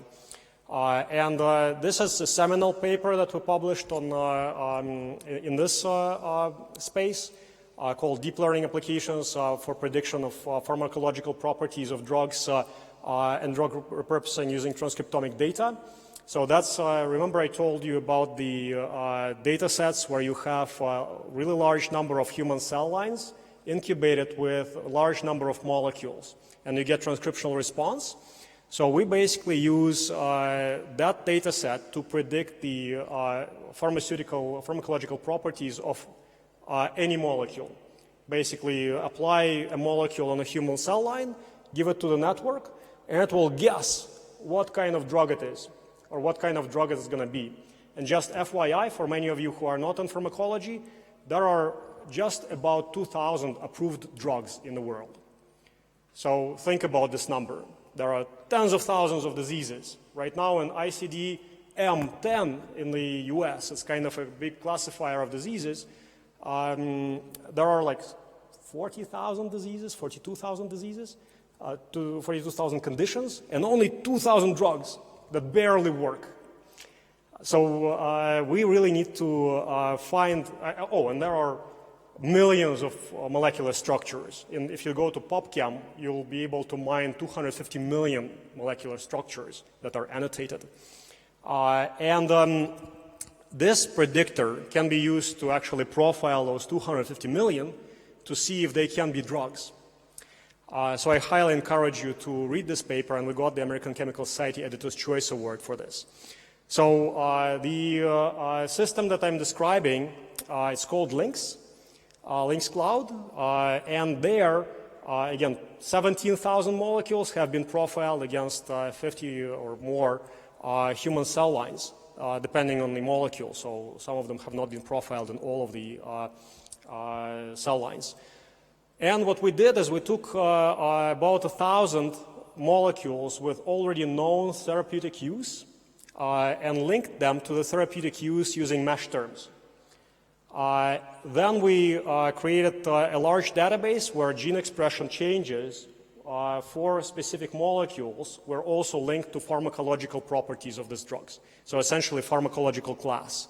We look at a certain molecule and say whether it's a central nervous system agent, or if it's a cardiovascular drug, or if it's a cancer drug. And basically we have those annotated samples in this database. Then we use our pathway activation scoring engine, so we work on the pathway level to see the differential changes between unincubated cell line state and incubated cell line state for multiple cell lines for every single drug. Remember that pathway cloud I showed you between pathway changes between state 1 and state 2? So we use that as a fingerprint linked to the pharmacological class of the drug. And then we trained a 5-layer deep, 6-layer deep DNN with just 18 neurons on each layer, and built a multi-class predictor of therapeutic use.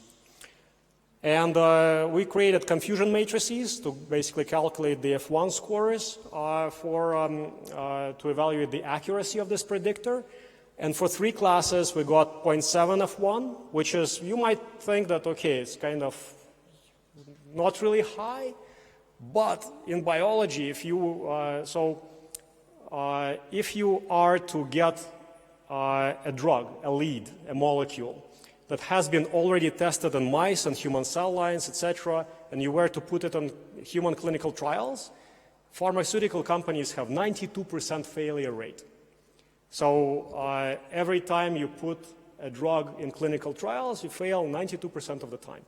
So in the preclinical world, you usually start with tens of thousands of small molecules and then to generate those leads that go into human clinical trials.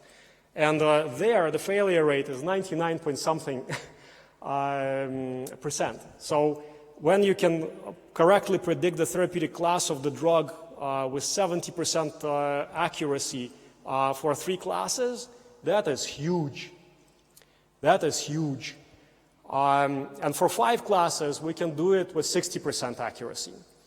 And with 12 classes, we can do it with 55% accuracy. So random would be 12, right? Currently, we've got a predictor which uses ensembles of DNNs, single-class DNNs. And we get, for 62 classes, we get F1s of 0.55. So that is like super huge. That we haven't published that, of course, because we use it for commercial purposes, catering to pharmaceutical companies. And we do the same for predicting the adverse effects of the drugs. So this is the future. So in a year, I'm pretty sure I'm going to have a pharmaceutical discovery engine that will feed every big pharmaceutical company in the world. I'm talking about Pfizer's, Johnson & Johnson's, Novartis's, and Roche's of this world. Because for them to do this, it would take 5, 6, 10 years and huge amount of money and a large number of failures. For Novartis Institutes of Biomedical Research alone, they spend $9 billion a year, their budget, on biomedical research. Right now, their pipeline is like 50 drugs. So think about that. Excuse me? About 50. Yeah, about 50. If you go to AstraZeneca, also like 50 drugs. This year, in 2016, was the mega year in cancer immunology. So actually, that's one of the trends that everybody here should be familiar with. How many of you know about checkpoint inhibitors? All right, so for those of you who haven't heard about what's happening in cancer immunology, right now there are drugs that bind to certain receptors that cancer cells express that avoid those cancer cells being recognized by your own immune system. And the thing is, when the patients respond to this therapy, it results sometimes in complete cures. So when you see some melanoma patients with like huge amount of melanoma all over the place. Yeah, I know, but I'll try to accelerate. I will miss the flight otherwise. You give them PD-1, PD-L1, CTLA-4 inhibitors. Those are checkpoint inhibitors that basically bind to those receptors on cancer cells, and they go home cured. So you see somebody with melanoma, really disastrous patients. And then you see somebody 6 months after using their own immune system, and they just have scars. so without any surgery or anything. So mere miracles. So this year they had about 100 drugs approved, primarily focused on cancer immunology. So right now there is major progress in cancer. That's why Obama came out a year ago and said, okay, we're going to launch this cancer moonshot, put another couple $2 billion into cancer research, and we're going to cure cancer. And that's the reason why there is so much optimism in cancer right now, and pharmaceutical companies don't want to invest a lot of resources into something that doesn't result in either complete cures in cancer or targets very rare tumors, just because of those advances. But the problem with that, with checkpoint inhibitors and cancer immunology, is that about 20–30% of the patients respond. And 70% of the patients that don't respond to this therapy, who, let's say, don't have T cells or dendritic cells, or have something wrong with those receptors, they will die. And they will have cancer progress. So we actually use this same technique to find cancer immunology checkpoint inhibitor response boosters that try to mimic the respondents' signatures in non-responders. We don't know if it works, but if it works, we would be able to create a miracle where you're going to have 50–60% response rates to cancer immunotherapy. In some cases, cancer immunotherapy is not going to work. You know why? Because of aging. Because when you have elderly population, if you have an older person receiving checkpoint inhibitors, their immune system is already very weak. So it might not be able to respond to checkpoint inhibitors. So you really need to make them younger and give them cancer immunology response boosters. So sorry, I drifted. I'll talk about this. So again, drawing inspiration from imaging data, right? In this case, a boy is doing a backflip on a wakeboard, and really it's a trampoline jump in front of the water. You know, if I were to see this first, I would also say that he is doing some backflip on a wakeboard, because just, you know, a blink kind of moment. And the thing is, you know, there might be something there. So that's why we also started using those confusion matrices for drug repurposing. In this case, the network is confusing the CNS agent for a cardiovascular agent most often. And by the way, if you start taking a beta blocker, how many of you know what beta blockers are?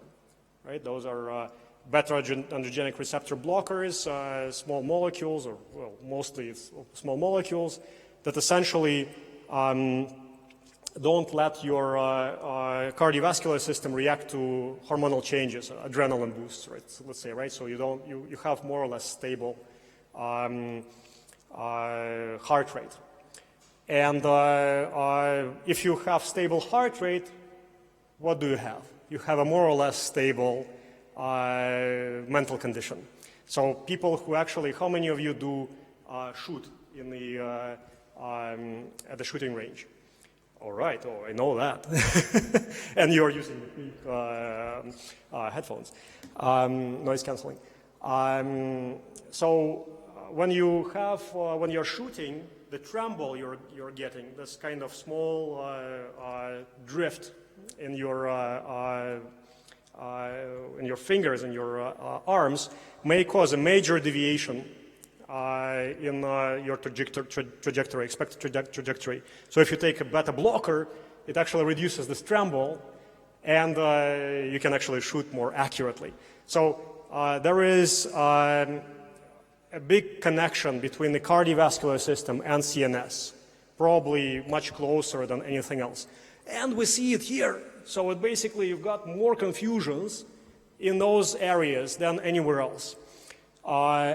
And we basically started looking deeper into those confusions. So basically, if a cardiovascular agent is confused for a CNS, but people are only using it as a cardiovascular agent, there might be something there. So we basically started looking at whether some of those molecules may have dual use. In this case, tanzapad, we found one of the agents, like one of the top scoring kind of cardiovascular agents that were confused as CNS drugs.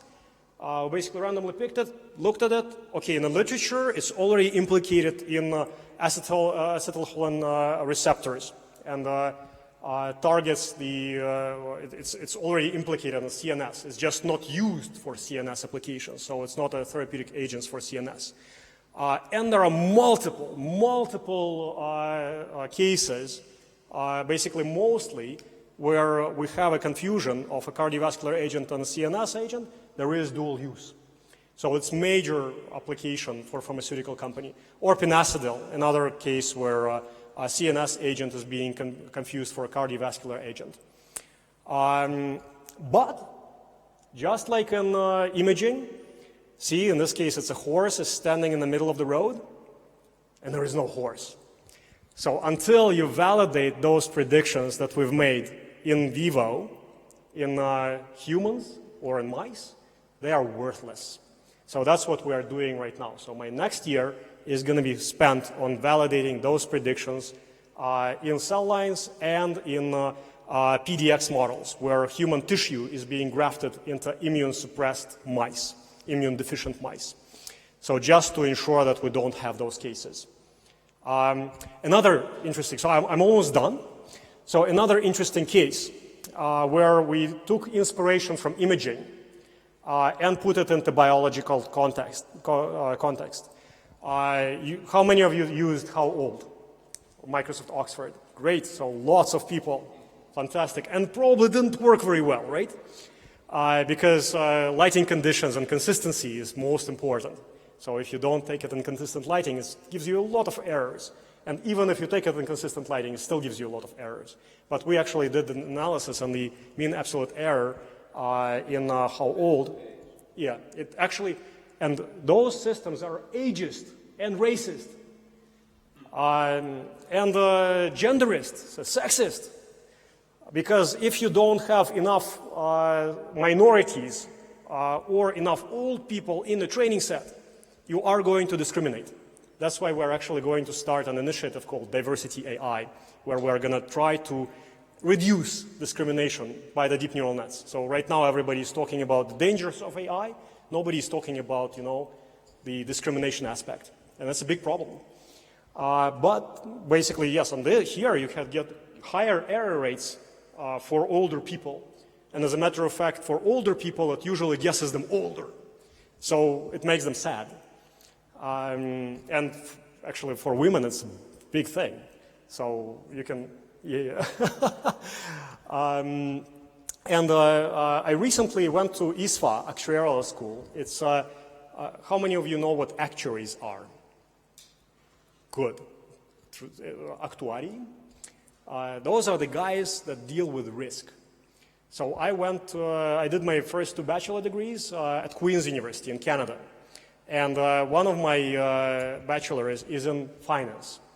Actually, that's the same faculty where Elon Musk spent 3 years, just 3 years before I graduated. And the highest paid profession after graduation from my faculty was actuarial science. People were paid 6 digits right out of school because, but you have to be really fantastic in math. And usually it's basically 1 person a year, or maybe sometimes it's 1 person in 2 years goes into actuarial science. It's really boring stuff, but you are doing all kinds of Monte Carlo simulations, Cobb models, Lee Carter models, etc. So you are working with really large data sets. And those are the most powerful people on the planet because they are responsible for mortality tables.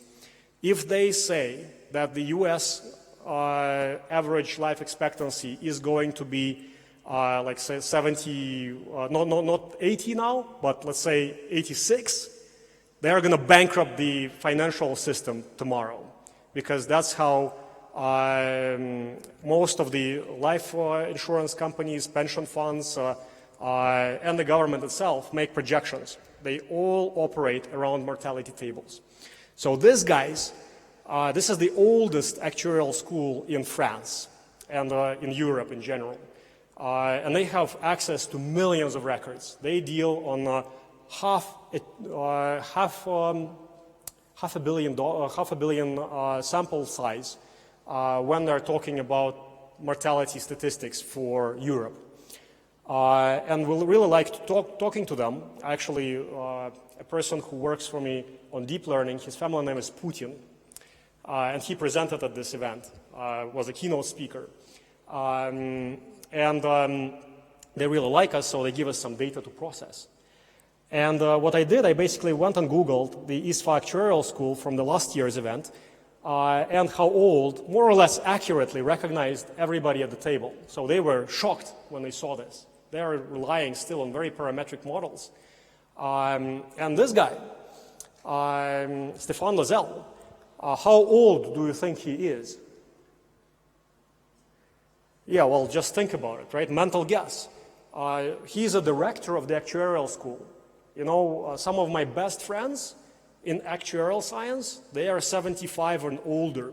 And the things we talk about at the dinner table are still kind of, you know, actuarial science. This person is a director of the actuarial school. So in context, I was thinking that he is 50 plus. And he is 37. And this system guessed him correctly as 35. Well, kind of, you know, 2-year difference. In my case, I thought that he is 50. Lots of gray hair, very smart. So we thought, okay, well, can we draw the inspiration from imaging data into biology? And with Putin, we published a paper, Deep Biomarkers of Human Aging, where we applied deep neural networks to biomarker development. And we basically, all of you know in vitro, right? It's a large laboratory which does a lot of blood tests. So their founder, Alexander Ostrovsky, is here as a co-author, but we're sort of friends. And he also likes to fight aging. So he has a company called 3D Bioprinting Solutions, which is also a Skolkovo resident. Very interesting company for regenerative medicine. And they gave us 1.1 million records, blood samples linked to age and gender. And our job was to basically identify people who are more or less healthy in this data set. And there are very few people who are healthy, and very few people who are healthy in older age. So like 65 plus, everybody has something. So we basically had to discriminate this data set by the source of data. We don't have access to clinical records. We don't get any personal data, so it's all anonymized. And we basically discriminated this data set by the data source. So basically, if it was somebody comes from a hospital and it's hospital staff, they are supposed to be more or less healthy, right? Or if it's security services or some professions that require health, where health is a requirement.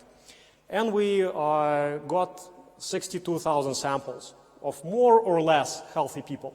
We also looked at the deviation from the norm in many markers. So if you've got more than 3 markers significantly outside, significantly, I'm talking sometimes orders of magnitude, outside the reference range, we kind of got rid of them. We took 62,000 samples. We basically had 41 normalized markers. And we trained a very large number of deep neural networks, single-class deep neural networks with 1 neuron on output. And we looked at various flavors. We basically looked at 3-layer networks, 4-layer networks, 5-layer networks, different activation functions, different optimizers. So the best network in the ensemble was optimized using Adegrad and Prelude activation function, had 4 hidden layers and different number of layers on each, number of neurons on each layer, and produced about 0.8 R square and gave us about 0.78 accuracy. But then we still decided to experimentally find a large number of DNNs ensembled into a stacking model, where it's not kind of a jury pooling, but it's also a neural net which trains on the output of 21 DNNs. And we got to the pretty high level of accuracy, basically by predicting age of the patient. for predicting gender, actually, I was recently giving a talk at a different conference, and they said, okay, you cannot call it gender, you have to say sex, because gender is your personal choice, and sex is what you're born with. And I'm saying, guys, you know what? We're going to call it gender anyway, because what you're born with, that's what you have to use. And your blood is it's very difficult to play there. But, sometimes it gets confused. And we're not using hormonal markers here. And with one network, you still get about 0.95 F1. So you didn't need to ensemble. And this is basically our results. So the mean absolute error in the network is 5.5. The older you get, the higher the error rate because of the number of samples in the system. That's why we think that ageism is going to be a big problem when deep neural nets are going to be applied to biological data. And we got pretty good R-squares. So we think that this is the most biologically relevant marker, because if you start taking some drug and this network guesses you as being younger, maybe you are taking a geroprotector. Or if it starts guessing you consistently older, maybe you are doing something bad to your system. And right now we're validating it in many models. Also, I must tell you that in aging, right now there is a revolution, there is an explosion in biomarkers of aging. When I got into this field, well, first of all, there was very few literature pieces available for biology of aging that kind of gave you a good comprehensive overview of what is happening. Right now, even I wrote a book. But in terms of biomarkers, 5 years ago, nothing was available. Right now, there is an epigenetic aging clock published by Stephen Horvath that looks at a panel of about 350 methylation sites to correctly predict your age with mean absolute error of 2.7. And this is a biologically relevant marker, biologically relevant aging clock, but it's very expensive. And also it's very difficult to manipulate. So you wouldn't take, age-deck inhibitors to make you feel younger, make you look younger to the marker, because your hair is going to fall off. Or I don't know, maybe you are going to develop a new set of arms if you do it over time. And Hannum used less number of markers, less number of methylation sites, and got 3.9 mean absolute error. And I recently reviewed the paper. It was kind of okay quality, but there are lots of questions to this paper. They used 8 methylation sites to predict age with 6.6 mean absolute error. So you can get down in cost to predict the person's age. And now you can also get the transcriptomic aging clock. So that was Nature Communications 2015 by Peters and lots of authors. There were 60 authors on the paper because they used about 11,000 samples. And they got to 7.8 years mean absolute error with an elastic net approach. So we are currently developing our own transcriptomic aging clock, and we have about 6 mean absolute error with a deep neural network and with higher R-square. And now you can also have this biologically relevant, very simple aging clock. And sometimes it will give you significant error, significant deviation. For example, if you have a little bit more glucose at breakfast, right, and you didn't control how you give the sample, you will be deviating a lot. But if you take multiple measurements, let's say you take a test every couple weeks, you will get into that particular mode where you would be able to consistently guess your age within, let's say, some error. And then if you try an intervention, you might be doing something right for your health. And if you combine those aging clocks, you might have a much more comprehensive picture of what is going to happen in your body. And if you combine it with your face, if your face starts looking younger, then you are doing something really revolutionary. And basically, that's it. Again, a large problem with data availability. I wanted to remind everybody that aging research is the most important cause you can ever pursue. And in the next 5 years, if you want to make big impact, put your name on the map, and really change people's lives, this is the way to go. This is where you can go. And it's also becoming very, very popular. So these are just some of the conferences that we're talking at in the very near future. So I'm talking at this conference probably in Seoul, talking about aging. I can still refuse and come back, but most likely we will do it. And we are organizing every year an annual aging forum in Switzerland. So please attend, because it's free to attend for scientists, and we bring really top scientists together.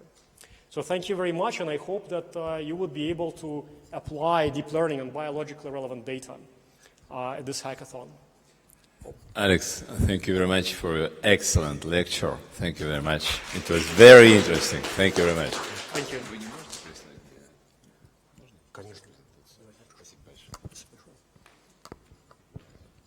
Wow, so we had a super high-profile guest at my lecture, so I'm very honored.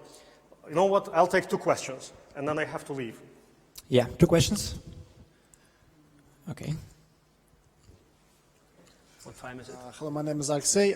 You mentioned that one company have only 50 drugs in line for development, and your system produces, I don't remember the term, but it was like 50 or .5 or .65, and you said that you're going to sell this research to the company. So what is your expectation? How many, provided that they will not decide to cut their cost and fire their scientists on the line, how more drugs can they test in progress with help of your data? Thank you. Thank you. So good question. So right now, what we did, we profiled 22,000, around 22,000 molecules against 500 diseases, and came up with 817 leads, very strong leads. Multiple indications, primarily it's cancer, but some fall into other more unique categories. And those are the panels of small molecules that have insane in silico validation. So we're looking at the signaling pathway level, at the deep learning level, structural biology level. So we have actually also a structural biology-based, structural molecular fingerprints, fingerprint-based deep learning network, DeepNet, which predicts the pharmaceutical class of the drug as well, and some other properties. So we have, think of it as a table of 827 rows and 62 columns. Every column is a score. So now, those leads are very valuable. We think that you can basically, if you get them into human clinical trials, most likely you're going to get maybe like 70-60% probability that they're going to go through, and most likely result in much more significant effects that are going to be more effective than drugs on the market. So right now, next year I'm going to validate that panel of 817 compounds and sell that to pharma companies. So if 50% of those score well, I'm basically going to increase the number of drugs on the market by 15%. So it could be a revolution. Of course, you wouldn't fire tens of thousands of people from pharmaceutical companies, even though if I were to run some of those pharmaceutical companies, I would fire tens of thousands of people, because most of them are not doing anything, even though they have very good training and Harvard and MIT PhDs, but the effectiveness is very low. So you really need to invest in this and try to fire them. That should be the goal of every pharmaceutical company. It won't be, because they invest more in sales and marketing than they invest in R&D. So about 15-20% of sales is usually being reinvested in R&D.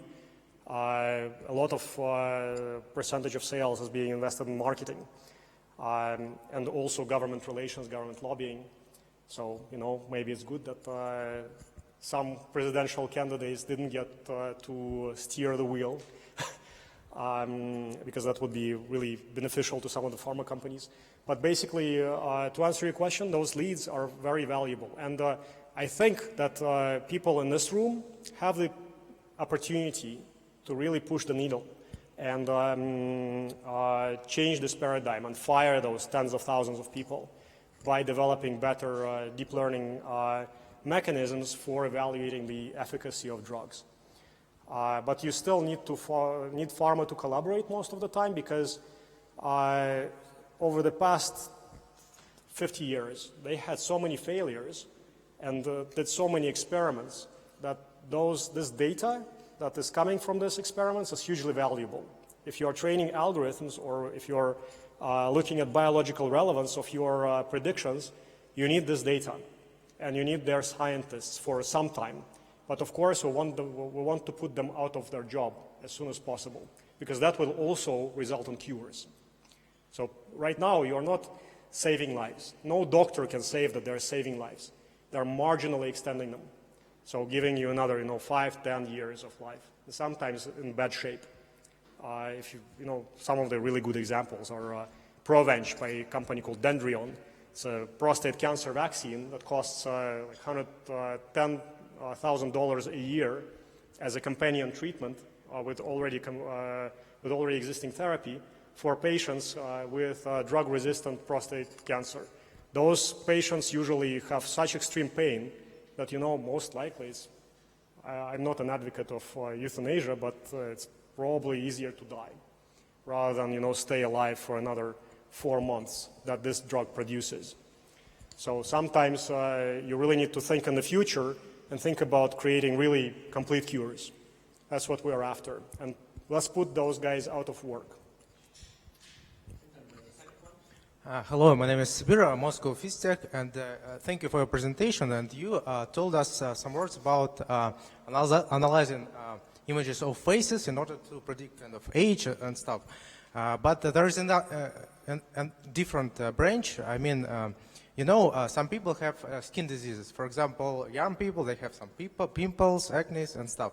And do you know some works, some papers, some projects maybe that are in this sphere? I mean, let's say how to calculate the clearness of the face by your photo and stuff, and how to kind of make a piece of advice for you how to treat your kind of face or skin and stuff. Do you know something about that? Right, Thank you. so for that you need to do PubMed searches and Google searches. There are lots of papers. And right now also there are papers on diagnosing, for example, melanoma early by the shape of the malignant formation or non-malignant formation of the of your birthmark, let's say, right? And this is why you are at this hackathon.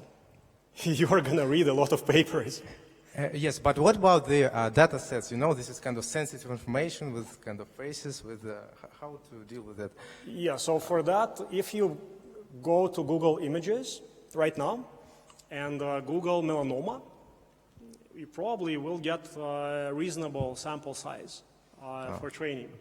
Just because there's going to be lots of melanoma images. Or if you go and Google psoriasis, also you're going to have a lot of samples. Hugely variable, huge difference in resolution, but most likely you're going to get, your 10,000 samples. And that's just one way of doing it, right? The other way of doing it, again, I've been talking about the scarcity of the data. You really need to go to a provider and to a medical provider. That's what my company is doing. I'm always, we call it пойти по данные. So these guys know. It's kind of пойти по грибы. You have to go okay, thank you. по данные. And you have to get those data sets from providers. At dermatology clinics, large medical providers, insurance companies. That's why we also talk to actuaries a lot. It's very difficult, but it's possible. If you are good, if you win this hackathon, and if you come to them and say, look, I won this hackathon, Skinhack, and I've got this medal, let me work with your data because I'm best in Russia.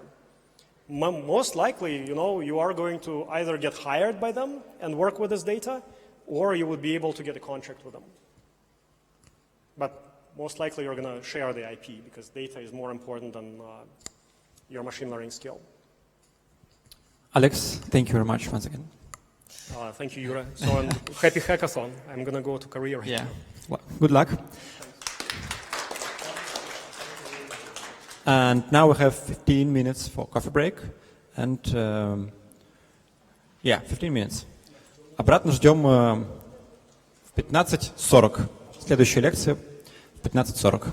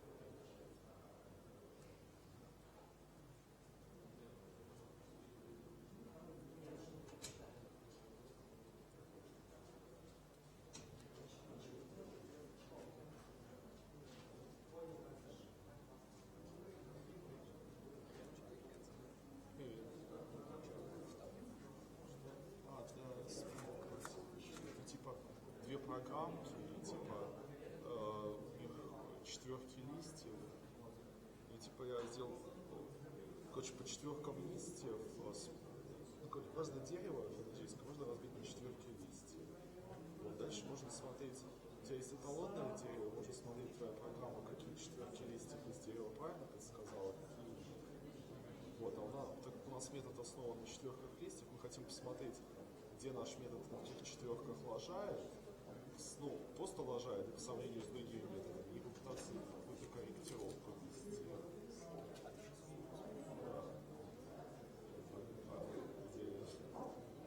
Что? Ну да, где ты...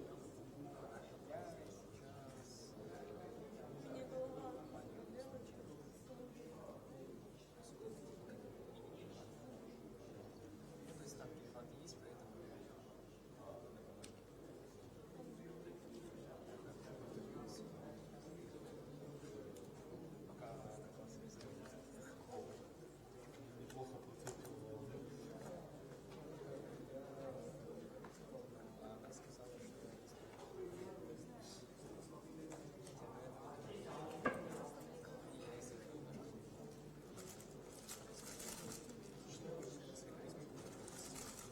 Нет, я сейчас схожу, просто хочу поставить на зарядку, потому что лекции не могут быть не очень интересные.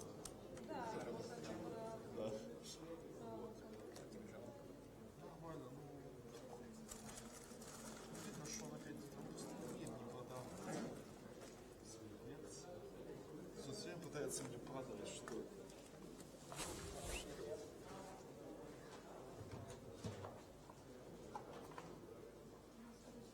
это как бы...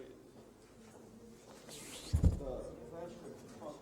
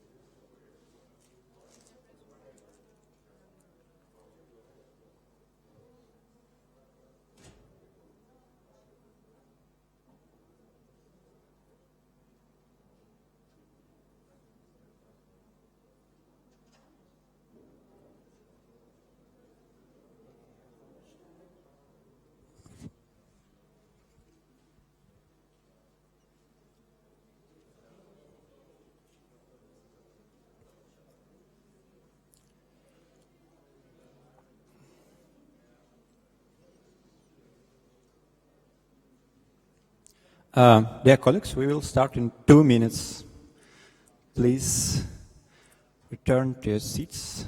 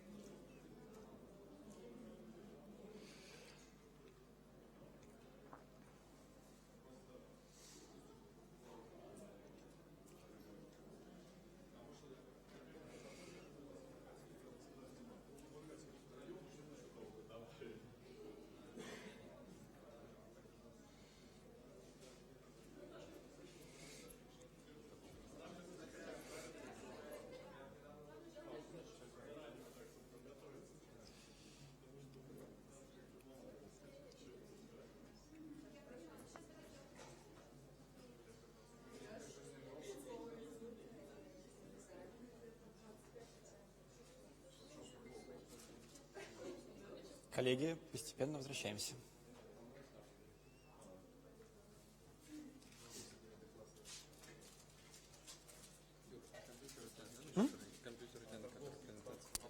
Да, да, но сейчас будет там минутку перерыва, да. Time to come back. We will start just now. Just now. Just now. Come back, please.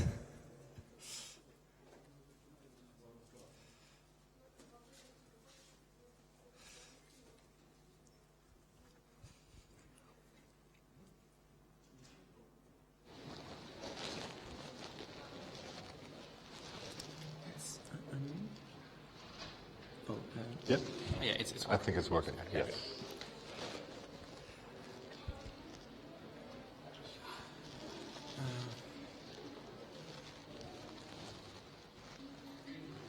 How can I introduce you? Just Steve Clement from... Sven Kleman, yes. Bayersdorf. Bayersdorf, yes. Or you can say Nivea, if it's easier. Okay. Let's sit down. Yeah. And our next speaker is Steve Clement.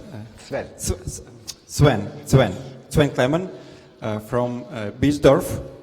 And the topic is applied biophysics in skin care research. So should I start?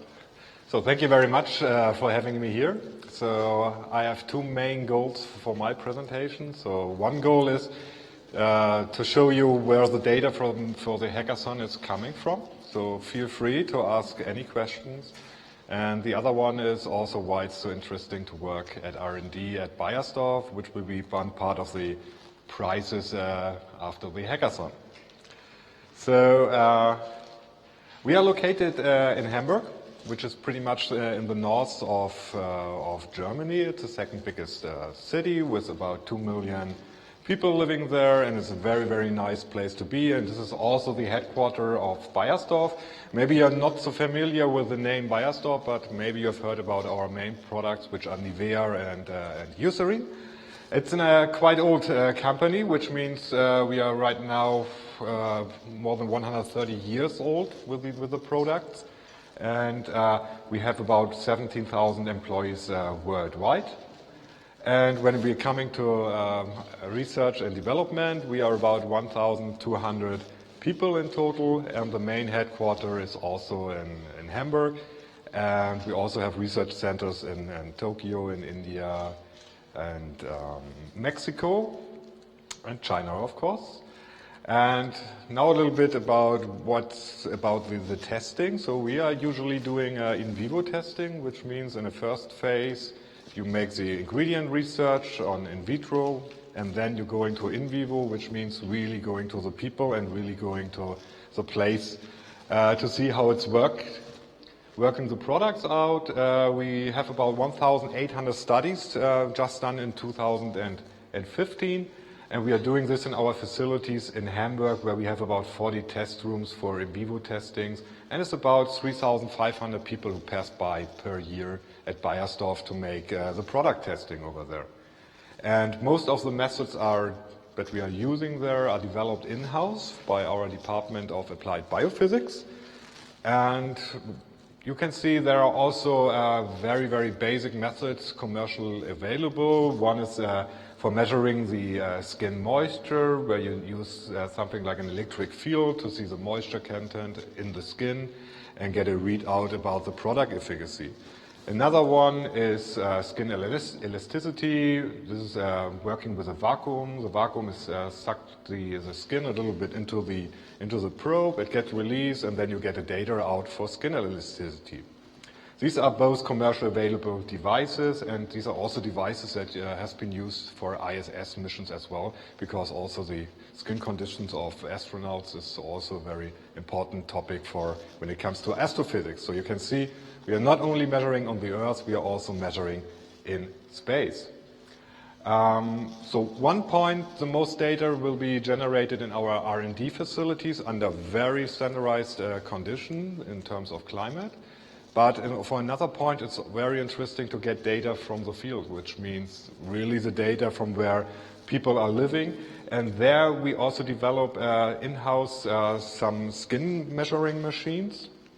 They have been used in 25 countries worldwide. So we can take all basic parameters with these devices. The devices send the parameters to the cloud, and from the cloud it directly landed in our lab to make an investigation and to see, okay, what are the different skin conditions worldwide and also how they affected to the environment where people live. And also you can see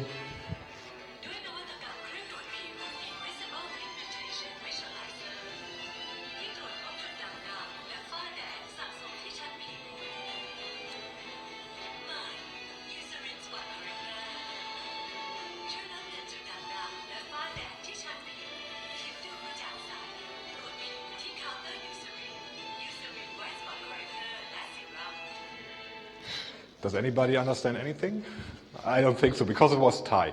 So this is one example where we are using the devices to really go into PR, into diversional commercials, like the people in Thai. Thai is a very, very big market when it comes to cosmetics.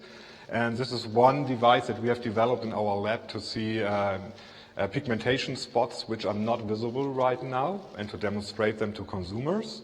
With this kind of devices, and they have about 160 of these in Thai pharmacies. So if you ever visit Thailand, then you maybe will see in pharmacies some of these devices together with the product, so you can make a very close product recommendation.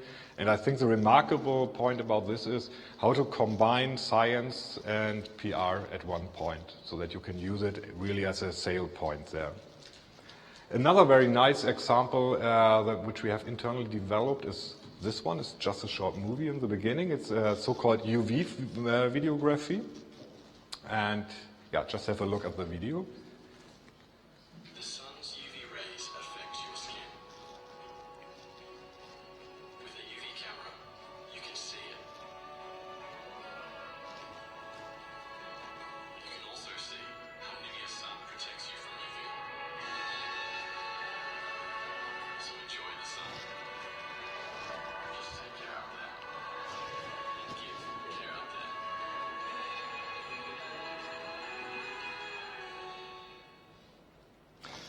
So this is a very nice example again for combining science and PR. So what you can see here is these are just regular sun care products, so there is nothing special in there. And what a sun care product is doing mainly is to absorb UVA and UVB radiation so that your skin gets not burned.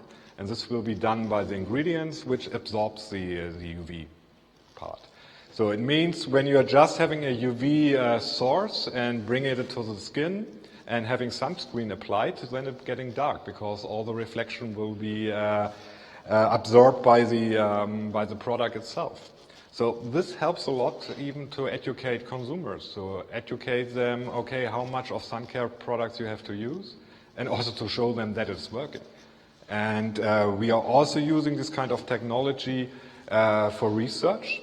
So a very interesting question is, how do people apply sunscreen? So there are two failures that mostly everybody is doing. So one is they are not using enough of the sunscreen, and the other one is the applying itself. So sunscreen is pretty much good working when you go to the sea and when you have a swim, it will stick to your body. But as far as you're leaving the ocean and try to towel yourself, then probably you have the problem that you rub most of the sunscreen up. And this is something where we see, okay, how much is really losing, how people are using this one. And there you have a regular photo with the UV camera and somebody who's using no sunscreen in the beginning. Afterwards, he was asked to apply the sunscreen to himself so he can see how dark he gets, because these are the parts of the body where he covered with a sunscreen product. And we use some image analysis parts in there because we are not doing it with one people, we're doing it with, I think it was 30 to 60 people, and then you merge them to one average picture in the end. And the average picture looks something like this for a man, for women. And there you can see all the red parts are the parts where sunscreen is missing. So you can pretty easily see, okay, it's mostly of the back part, it's a little bit of the feet, of course, the hand, and therefore you can make very nice investigations and see, okay, how to teach the consumer, how to make better products, it makes it easier to apply and to see the efficacy in the end. And you can imagine when you're going, and this is also what we are doing, as you can see, have seen in the clip, we are going to the beach and showing it to the people. And this is really a big wow effect in most cases to educate, to see how it works by yourself. And also a very nice example of computer simulation, of course. So it's a combination of both. Now a few slides about skin aging. So we're getting a little bit deeper and closer to the data that you guys will be working with. Very, very simple for a first approach. It's just expert grading, which means trained people will judge the amount of wrinkleness by a scorecard. So very, very easy. A little bit more sophisticated are machines like this one we developed in-house. And this is a machine which is now the golden standard worldwide for every skin aging product. Not only from our companies, from competitors as well. And it's a very nice physical principle again. So what we are using is a phase shifting. So it means that we are projecting a fringe pattern on the skin. And if you have a very flat skin, then the fringe pattern will be one-to-one projected. And if you have some structures there, like let's say like wrinkles, then you can, just by deflection of the fringe pattern, you can calculate for every single point the height of the structure.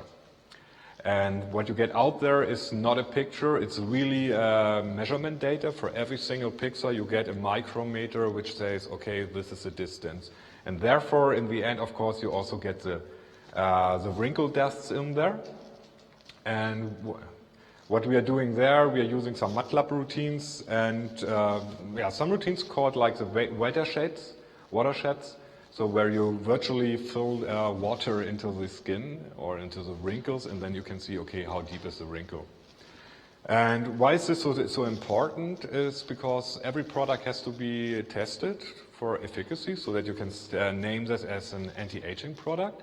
And so people getting one measurement in the beginning and then they treated their skin on one side with the product, the other side without the product. And 4 weeks later they show up again and then we make a second or a third measurement and then you have hopefully the different values and then see how the product is working.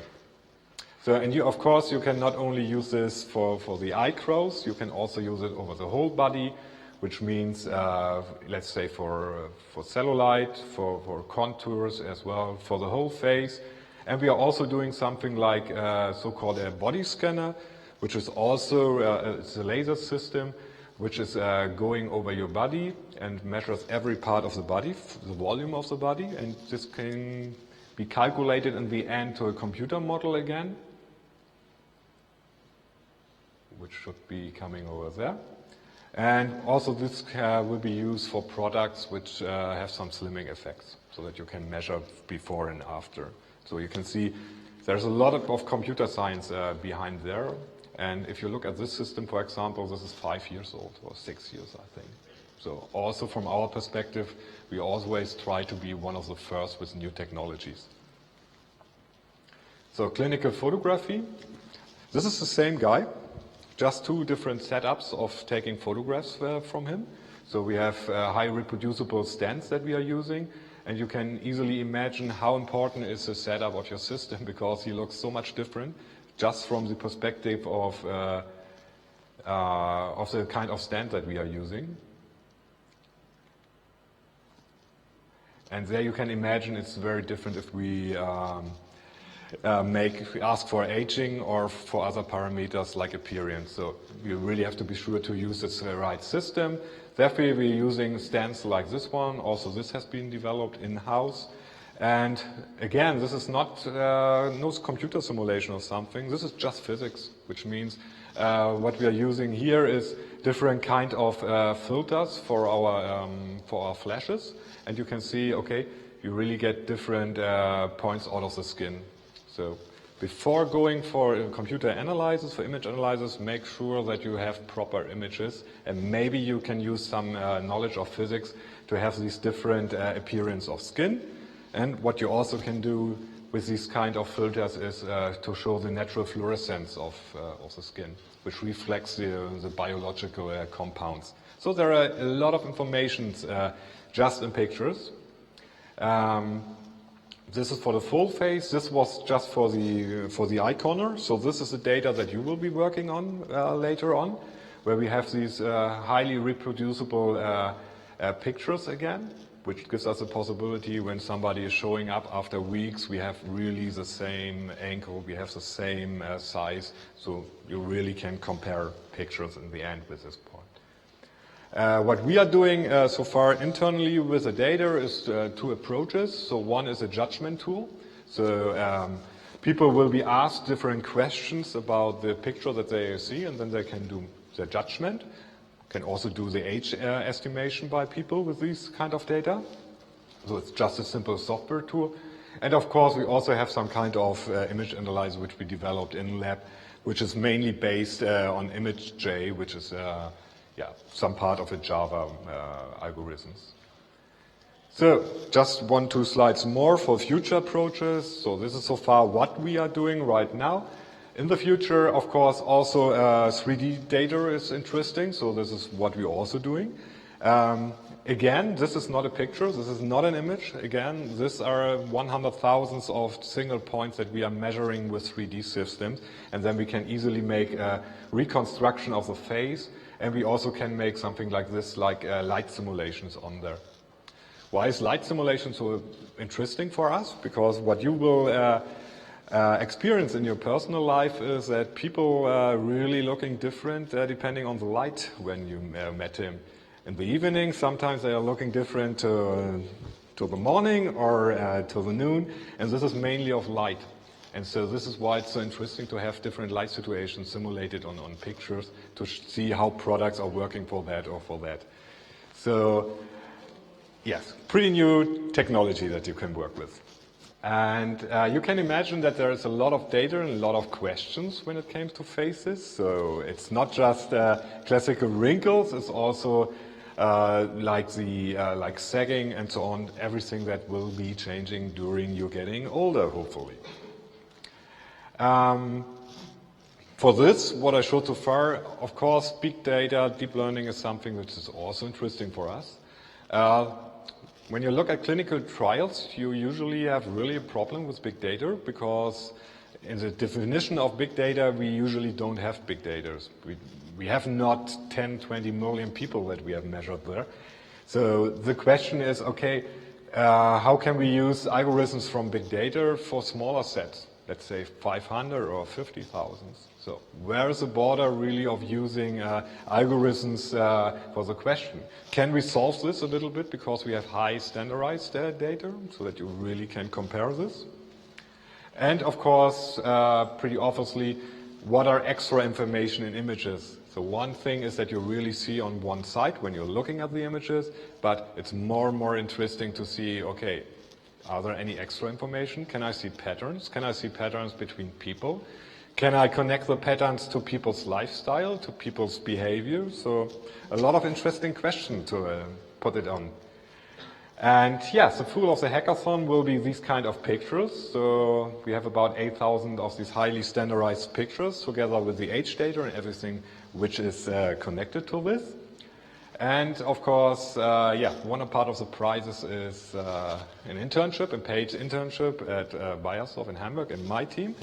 So hopefully it was a little bit inspiring so that you see that skin cosmetics is not that boring that you maybe think when you just heard about cosmetics.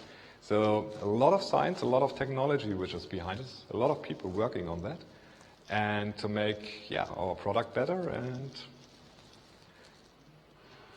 one more thing. So this is recently what we developed. You can see we do a lot of research, and now it's the question, how can we make it more visible to people who are visiting us? For consumers, for journalists, PR, and so forth. And one of the buzzwords these days is, of course, VR. And so we use the HTC Vive, and we make a very nice application of a skin exploration, where you can go into your skin and see different parts of the skin, and just 30 seconds as an impression.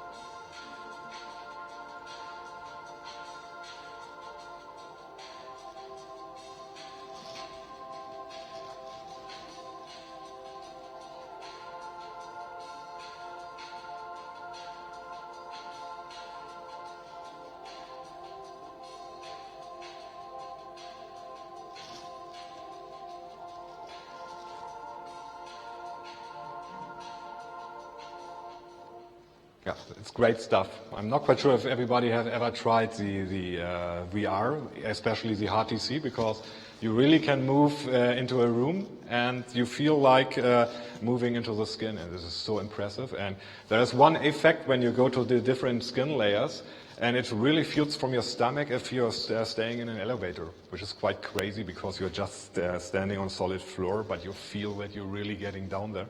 And you can imagine that this is something also to show people how our products are working into the skin is much more lively than just showing them shots and nice pictures. So this is why we decided also to go into VR. So you can see in our lab, and also this will be part of the internship, we have different directions where we are heading to and what we are working about. So, any questions so far?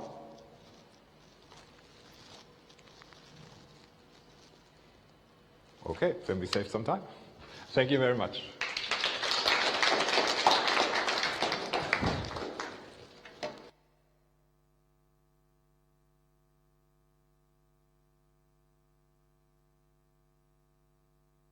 Okay, thank you.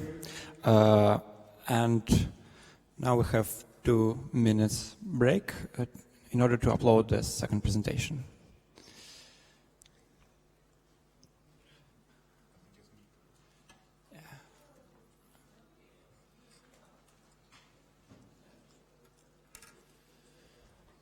Пока надень на себя петличку, пожалуйста. Это в карман, ну, туда провести. Это, да. Так.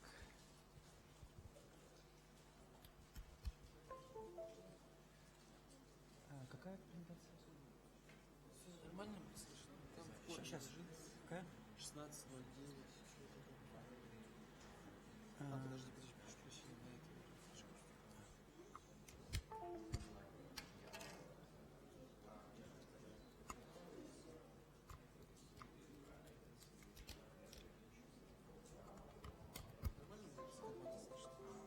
Сейчас я, значит...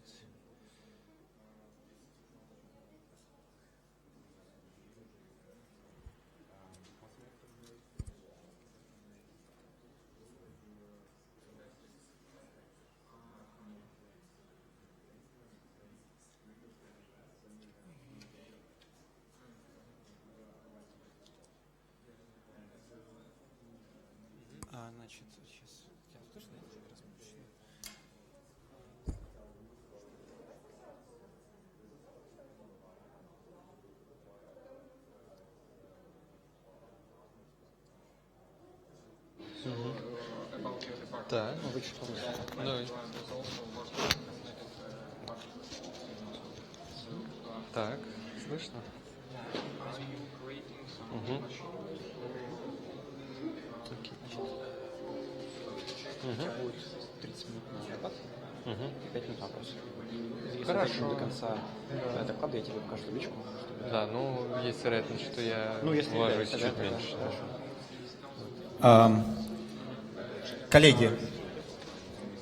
Коллеги, следующая лекция Ивана Озерова из Института Medicine.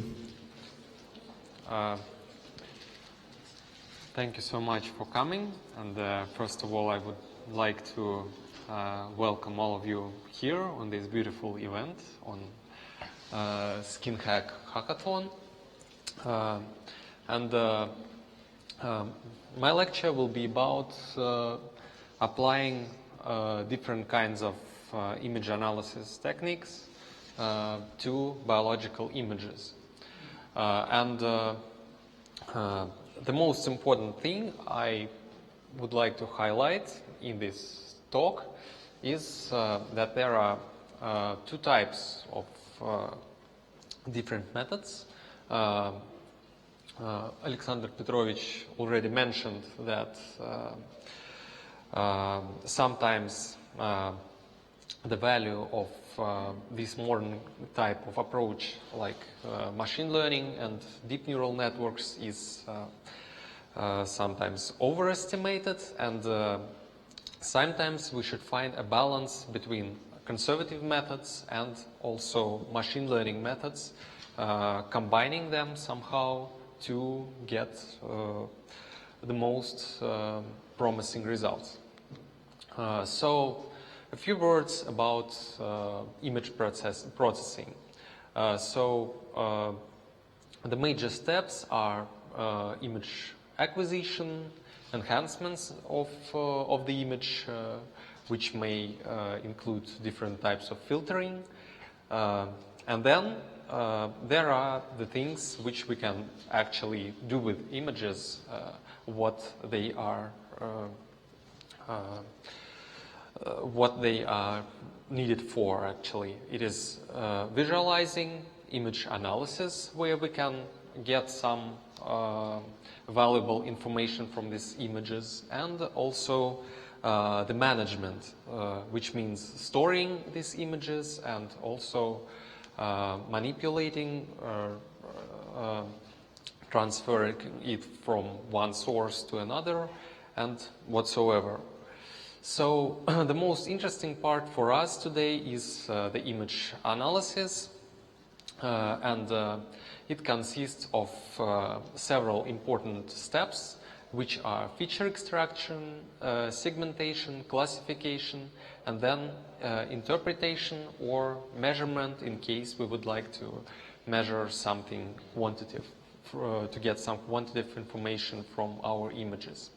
Sometimes segmentation and classifications may be in the reversed order, and I will speak about that a little bit later. So here you see several algorithms, results of several algorithms for image segmentation. In your opinion, which segmentation is the best for this particular image? Which one? I think many people will say that the right lower image is the best one because it reflects the relevant information, the relevant parts of the image for the most degree comparing to other types of segmentation. And the idea is that these first types of segmentation, LV and SMC, these are methods which are considered conservative, which means that we are following bottom-up direction of image analysis. And this lower right segmentation is deep neural network-based segmentation. What is the real difference between these approaches? We can, to understand that difference, we have to understand how the person, the human, perceives the actual images and objects he can see. So if we will try to follow what the real human thinks when he sees these two horses, this image, he first, let it be, for example, a baby, yes? So first it was shown, it was pointed by his parents to these horses, and then it attracts his attention, and he acquires the image. Next, he understands that he recognizes the actual objects on these particular images. So the recognition is the first step. He understands that he sees the horses, and then after he understands that what can he see in this image, the problem of segmentation becomes really easy, because we know a lot about horses, about their properties, and we can easily separate these horses from the rest of the image if we really know from the very beginning that these are horses. But in case of bottom-up segmentation, this conservative approach, yes, we have to deal with the image as the low-level information and go from the low level to the upper level. So we have to combine this low-level information we can get from pixels, yes, to combine it somehow to the objects. And after, actually we use segmentation to perform the further recognition. So this is the most significant difference between these approaches, and this exactly is what makes deep neural networks approach and some other machine learning approaches so different from all previous image segmentation algorithms, because we can do an image analysis as person really does. So we can first recognize what do we have in this image, for example, horses or other kind of objects, and then when we know what it is, we can easily separate it from the actual from the background or from other objects in the image, and the things become much more easier. So summing up what I just said, there are two completely different types of image analysis procedures. So it is conservative bottom-up approach, where object recognition, initial object recognition is not needed. This type of image processing algorithms is commonly computationally efficient, but of course not always, it depends. And I think the major advantage of using conservative approach is that we don't need a large training set to really get this image processing pipeline to work, and we can get some results using very small training set, but representative training set. If we are talking about machine learning based algorithms, the situation is completely different because object recognition is very often a necessary step for further analysis. These methods are precise and robust in contrast to conservative methods, but they are pretty computationally extensive, and large training sets are required to train an image processing pipeline which is based on machine learning. So here we can say that, of course, if we don't have a large data set, really large data set, it is not the end of the story, because there are a lot of data augmentation algorithms, especially if we are talking about image analysis. For example, for gene expression data, which Alex already mentioned, it is much more difficult sometimes to make data augmentation, to amplify the number of data points in the set. But for images, it is pretty much easier. So if we are going to train a deep learning based image processing pipeline,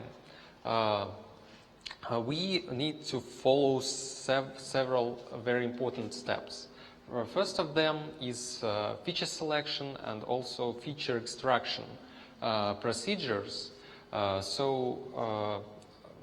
This problem arises from the fact that we often have a lower number of observations in the data set than the number of the actual dimensions in our data. And that brings us to the problem of dimensionality reduction, and there are several ways how we can do that. The first way is actually the feature selection. So it means that if, for example, we have some a priori knowledge about our image data set, we can take some features which we initially consider important for analysis of this particular data set, and to get some relevant results. Another way is to apply some computational technique like Fourier transform or any other technique, for example, and then if we are talking about Fourier transform, we can take the frequencies which match the actual parts of the data we need for further analysis. And another approach and another important step is feature extraction. So feature extractions means that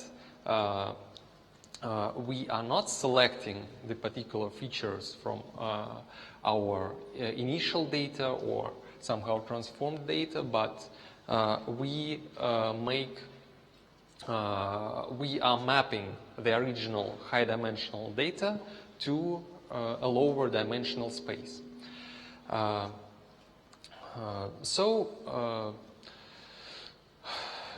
Given a set of data points of several variables, we can compute their low dimensional representation and then use this low dimensional representation for further analysis.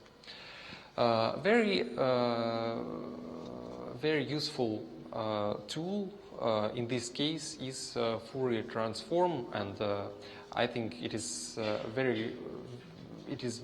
always very good idea to try to use some features which we can get from spectral analysis of our initial data. And I mean, not only the image data, but also if we are talking about some other kind of biological data, like genomics, proteomics, or transcriptomics data, it is also very useful sometimes to try to perform spectral analysis and try to get rid of some noisy parts of these of the information we can get from spectral analysis. And after we get rid of these noisy frequencies, we can use inverse Fourier transform to get the denoised image, actually. So let's get to a simple but real task. Actually, this is not the first hackathon I attend. The previous one was Skinhack 2 in May this year, and there I gave a task which was connected to clustering of cell images. And actually, the team won the hackathon with this task. And the simple idea, the simple biology behind this is that after, for example, ionizing radiation impact on cells or any other impact, there are some DNA breaks which emerge. And right now there are some techniques which are called immunostaining, which allow to visualize these particular places with the DNA breaks and inside the nucleus of the cell. And so the initial problem is to the first task is to find the cells, the actual nuclei, and the second task is to find and count the foci, radiation-induced foci, which match the DNA damage inside each nucleus and get the distribution. Of course, here we can use very simple workflow without any machine learning algorithms inside. Using only conservative approach. So the first step can be denoising using Fourier transform. Then we can use any kind of binarization technique, which can be, for example, the simple thresholding, but you know that thresholding works very bad if we have non-stable background, non-uniform intensity in background. So in this case, we can use some second-order algorithms like canny edge detector to find the edges. Then using these edges, we can restore the objects and separate them from the background. After that, because several cells can form clusters, we can segment these clusters of cells using some simple segmentation algorithms like watershed. And the last step is the actual foci detection, for which we were using Laplacian of Gaussian-based algorithm. So a few words about each step.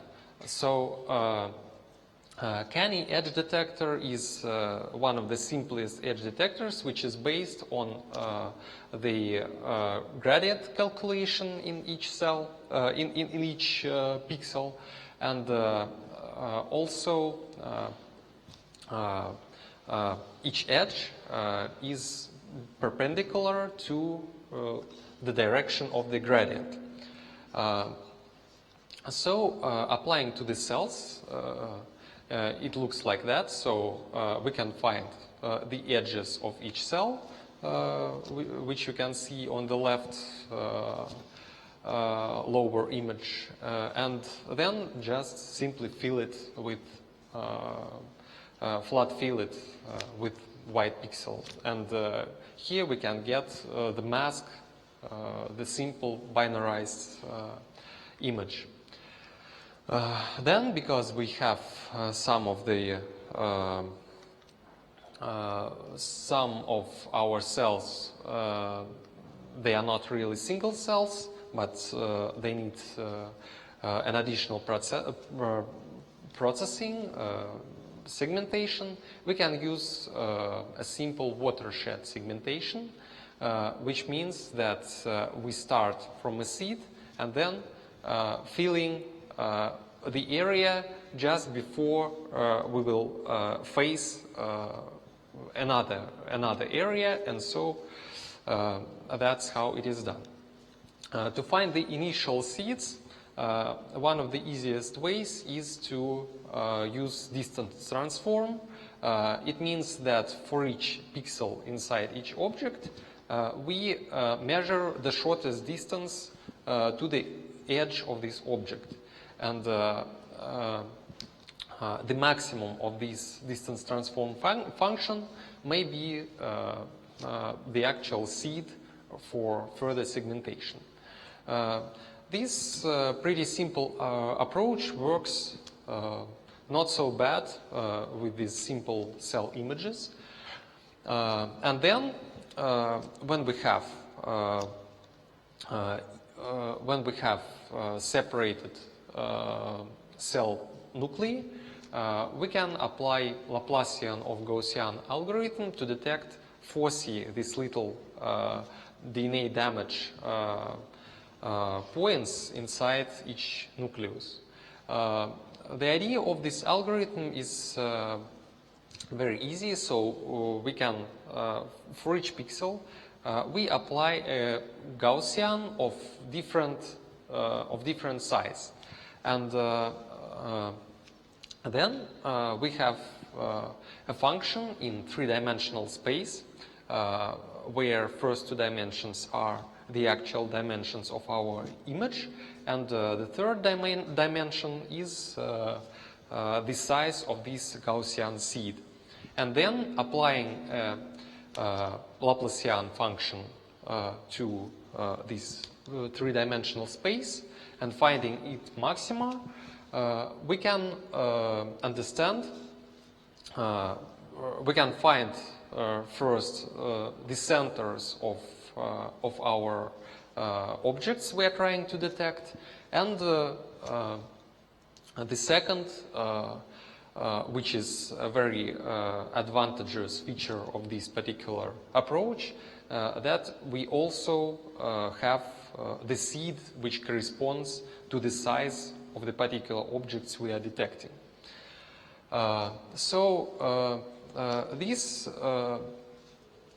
This easy approach can work very good in and be pretty efficient in case of detection of any object which have round-like morphology.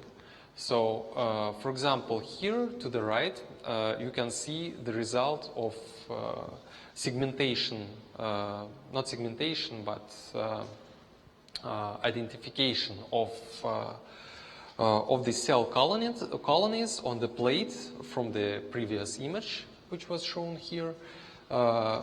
And you can see that it is the ideal way to process such kind of images, just because the size of these colonies is very important also for further processing of this data. So it is a win-win situation where it is very good to use Laplacian or Gaussian method or some other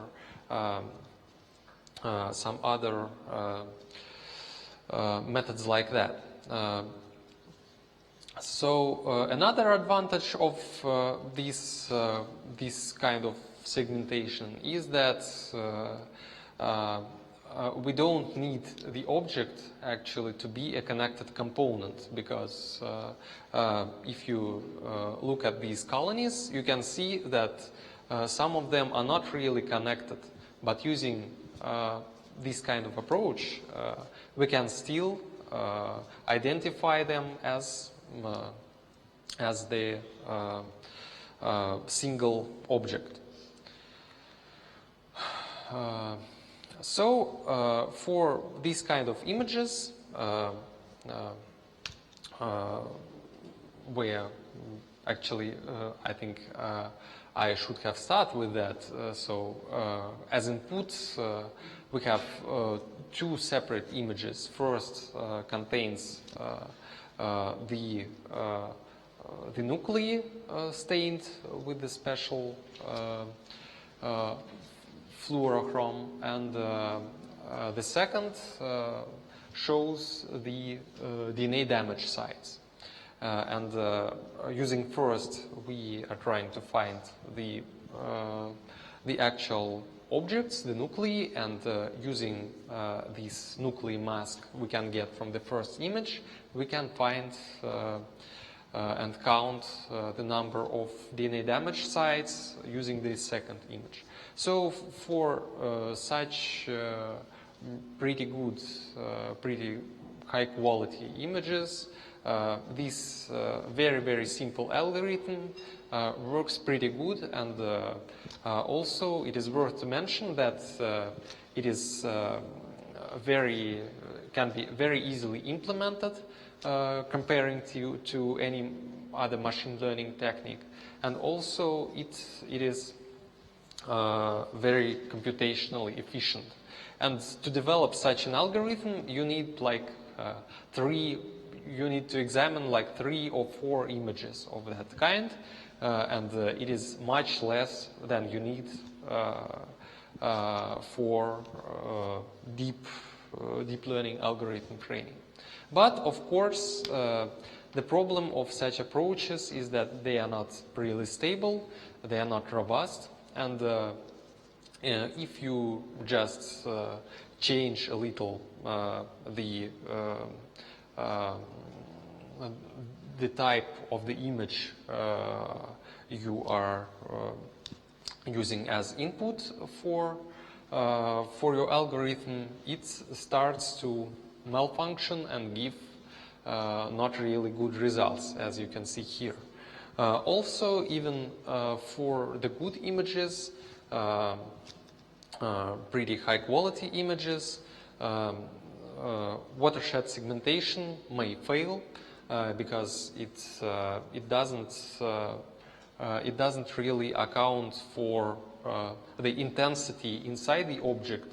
It only accounts for the topology of the initial images.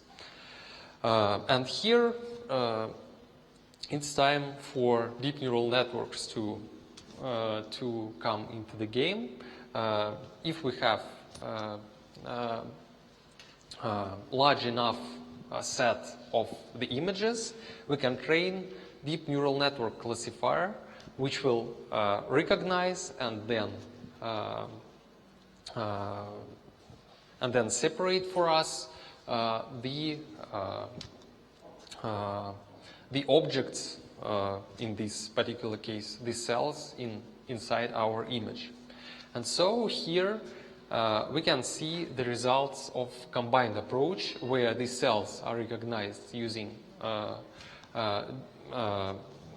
deep learning technique, and after that the foci are still counted using conservative Laplacian of Gaussian based approach.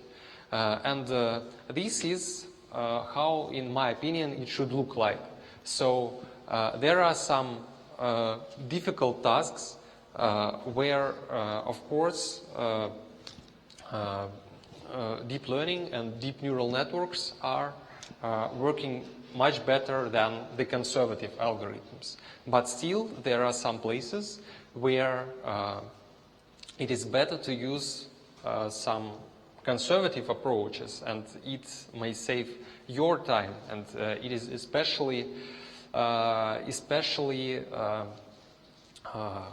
important here on the hackathon because, for example, if you will try to make feature extraction using something like convolutional networks approach or something like that, it will be very interesting part of the work, but it will take a lot of your time, and you know, the time is the most valuable substance in the universe.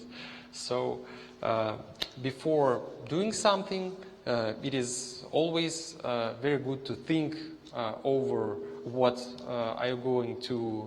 do you want to get in the end of the project, and which methods are better to use on each step.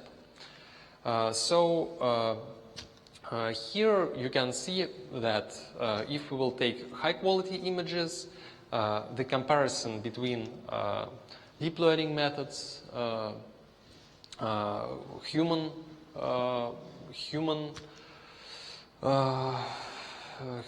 counting, and also conservative methods, it will show that the difference between all three is not really high.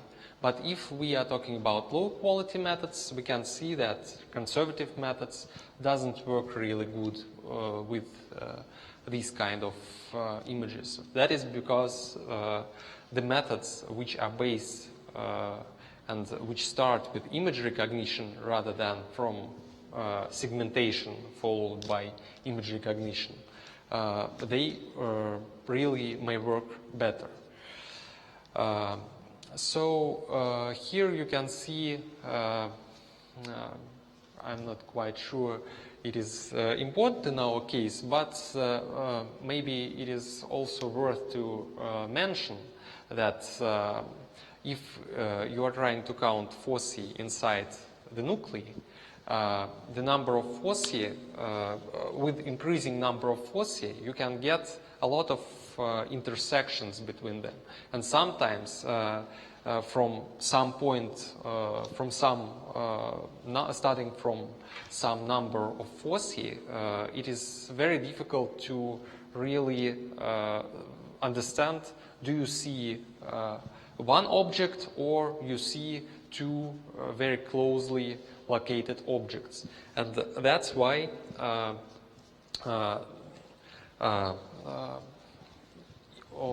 the intensity may be the better, the integral intensity may be the better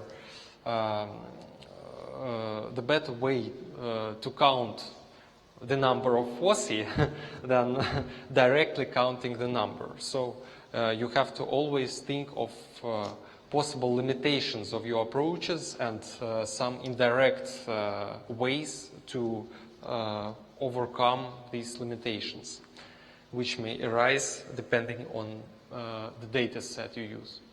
So for this project for cell recognition, we made a graphical user interface, and it is now actively used in several labs which study DNA damage mechanisms, and also there are some possible properties of the algorithm in this interface. Of course, there are a lot of debates. Do we need any settings in our algorithms? Many people think that if we have at least one setting, it means that the algorithm is not perfect. But if we are talking about this, if we are doing something, a software which is going to solve a broader range of problems, it may be useful to have some settings and some flexibility which should be implemented during the implementation of the particular algorithm. And of course, if we are doing with conservative methods, the range of possible flexibility is much higher, because if we are dealing with deep neural networks, it is if we changing some parameters, it's very often means retraining the whole set of deep neural networks, or partial retraining. And in case of conservative methods, we can just change one parameter and the results will significantly change. So that's all for today from my side, and I will be happy to answer your questions. And also I'm going to be here during the whole hackathon, so you can come and ask me some questions regarding the methods or anything else. Thank you very much. Any questions? Questions? Okay. Okay. Thank you so much. Thank you.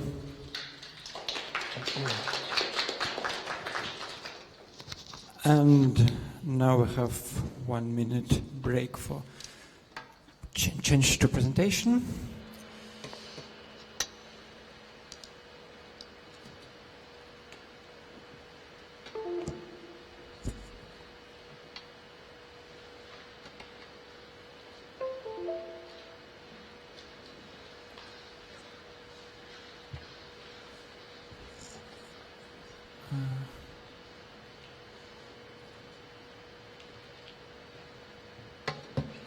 Dmitry.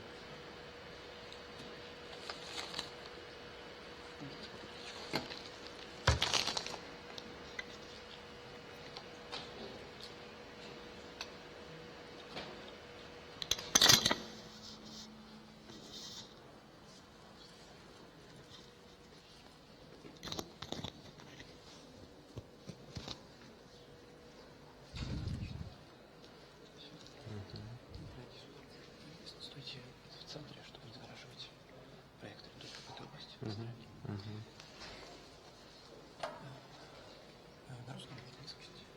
На русском или английском? На русском или английском? Коллеги, тогда следующая лекция, как по плану у нас и есть, Дмитрий Конягин из NVIDIA и его лекция «Your Personal Supercomputer for DL Research». 30 минут доклад. За 5 минут до конца я покажу табличку. Я думаю, раньше. Хорошо. Добрый вечер, уважаемые коллеги, друзья. Спасибо за возможность организаторам сегодня перед вами выступить. Я кусочек предыдущего выступления слышал, немножко расскажу вам про наши решения для глубокого обучения. Что к чему-то, я надеюсь, из этого вы непосредственно в рамках хакатона прикоснетесь, к чему-то, наверное, не прикоснетесь, но, по крайней мере, будете знать, в какую сторону мы развиваемся, ибо для нас все, что связано с глубоким обучением, является стратегическим для компании. Но вот, наверное, сегодня об этом и поговорим. Ну, наверное, традиционные пару слайдов. Я думаю, что, в общем, учитывая возрастной, скажем так, состав сегодняшней аудитории, компании NVIDIA, наверное, знают, ну, я надеюсь, что все здесь присутствующие. Но на всякий случай напомню, чем мы занимаемся. Занимаемся мы всем тем, что связано с визуальными вычислениями. Наверное, вы знаете наши решения, связанные с компьютерной графикой, будь то игровая графика, будь то профессиональная графика.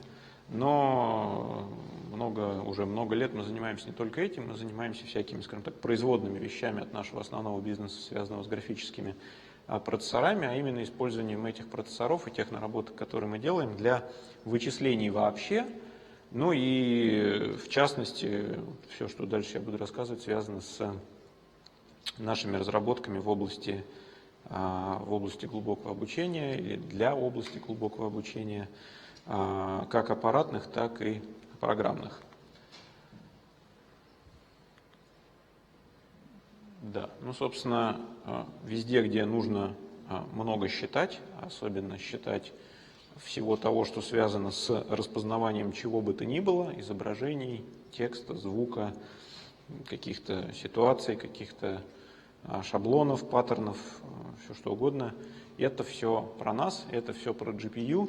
Ну и, в общем, как не стыдно процитировать людей, которые являются очень значимыми, скажем так, в разделе машинного обучения вообще и глубокого обучения в частности, что, в общем, глубокое обучение в том виде, как оно сейчас есть, оно было бы невозможно, в том числе и без GPU, в том виде, как они сейчас есть, просто по причине того, что требуются колоссальные вычислительные мощности, и графические процессоры в том или ином виде, как для разработки, так и для уже использования в продакшене, это такой очень демократичный инструмент, который доступен всем желающим. Да, он может быть доступен в виде какого-то настольного решения, в ноутбуке, в десктопе, ну или же, если мы говорим о каких-то больших и производительных решениях, это могут быть или кластера, как какие-то частные, так и публичные сервисы, такие как Amazon, Microsoft, IBM, SoftLayer и так далее, и так далее.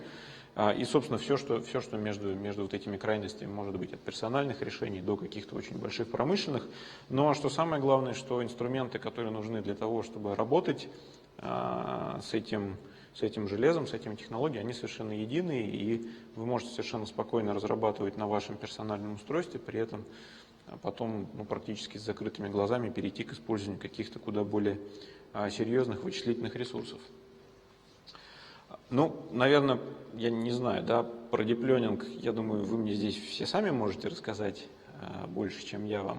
Но, тем не менее, да, на дип-ленинг можно смотреть с разных сторон, и, ну, скажем так, очень такой упрощенный, что ли, взгляд. Это, по большому счету, это новая модель даже не программирования, а создания программных решений, в рамках которых не создаются какие-то, не программируются какие-то готовые алгоритмы, да, а в общем модель обучается на тех данных, которые в нее загоняют. В общем, в конечном счете, по большому счету, программное обеспечение создает новое программное обеспечение. Конечно, это очень утрировано, но тем не менее. Но что важно, да, что этот подход, который, как уже все мы сейчас видим, и я думаю, будем дальше в течение какого-то времени наблюдать, позволяет эффективно решать те задачи, которые раньше казались плохо решаемыми. Да. Я приведу, наверное, здесь такой, наверное, пару примеров. Один с точки зрения распознавания изображений как таковых. Собственно, в конкурсах международных, да, которые связаны с классификацией изображений, те результаты, которые получены, передовые результаты, которые получены участниками этих забегов, да, в хорошем смысле этого слова, они уже превосходят точность, которой обладает среднестатистический человек. Это один пример. Другой пример – это тема, которая сейчас набирает популярность во всем мире, в том числе и в России. Это то, что связано с автопилотируемыми автомобилями, и подход, который достаточно долго проповедовали автопроизводители, связанный с тем, что можно в автомобиль продолжать добавлять какие-то автоматические функции, продвинутые функции помощники водителя, он когда-то приведет к автономности. Ну, как показывает практика, в общем, вряд ли это произойдет таким образом, и, скорее всего, результат по достижению автономности в автомобиле, той или иной степени автономности, он будет связан не с наращиванием систем всякой активной и пассивной безопасности, а он будет связан как раз с тем, чтобы заложить в систему управления автомобилем подходы, которые, ну, скажем так, более близки к тому, как автомобилем обычно управляет человек, да, а не пытаться предусмотреть все возможные в жизни ситуации, благо это все равно, или не благо, а, к сожалению, все равно это не получится сделать.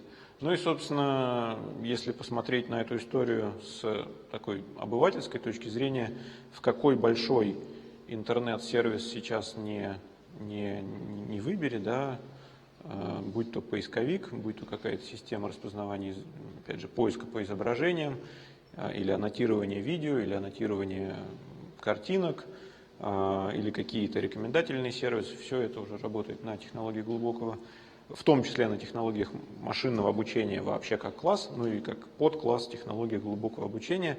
Ну и, собственно, что приятно, что все те и сервисы, которые вы видите сейчас на слайде, и глобальные компании, такие как Google, Microsoft, Baidu, Яндекс, список можно очень долго продолжать, они используют эти технологии, с одной стороны, с другой стороны, как, скажем так, необходимый компонент для эффективной работы технологий, наши аппаратные решения. Ну и если посмотреть на этот вопрос с точки зрения не технологии, а с точки зрения бизнеса, мы видим, что, скажем так, инвестиции в сегмент, связанный с искусственным интеллектом вообще, ну, наверное, это слишком громкое слово, но в частности с технологиями, связанными с глубоким обучением, они увеличиваются. Вот последнюю статистику, которую я видел, в прошлом году объем инвестиций в стартапы превысил более $1,5 миллиарда, с одной стороны.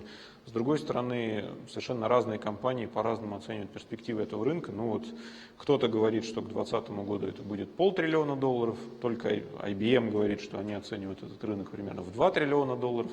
Я думаю, что это не столь важно, да, сколько это будет точная цифра, да, в миллиардах или в триллионах долларов. А вопрос лишь, скажем так, не вопрос, а тенденция очевидна, да, что в эту область инвестируются большие средства, и, в общем, в ней участвуют не только стартапы, но и большие компании, что, в общем, говорит о том, что в ней, очевидно, в этой области будет много интересных событий, уже есть и будет еще больше, да, в обозримом будущем.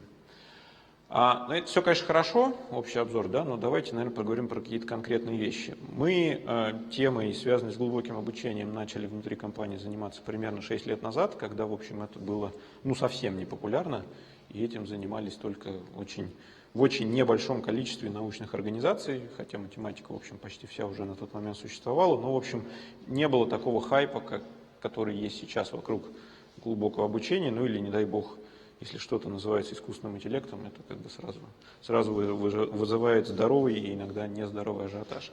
Так вот, примерно 6 лет назад мы для себя приняли решение, что мы перефокусируем ресурсы внутри компании, всей компании, начиная от инженеров, заканчивая людьми, которые отвечают за бизнес, и начинаем очень активно развивать направления и нарабатывать экспертизу в области глубокого обучения.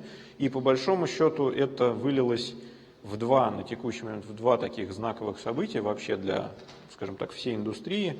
В 2014 году, если не ошибаюсь, мы представили наш топовый консюмерский продукт, который назывался Titan X. И это был, ну, наверное, такой один из первых знаковых продуктов, которые мы дали в руки большому количеству исследователей, студентов и так далее, который, в общем, позволял, ну, скажем так, очень задешево, если так можно выразиться, войти вот во все то, что связано с глубоким обучением, начать экспериментировать, брать стандартные фреймворки, начать экспериментировать, что называется, у себя на столе или под столом.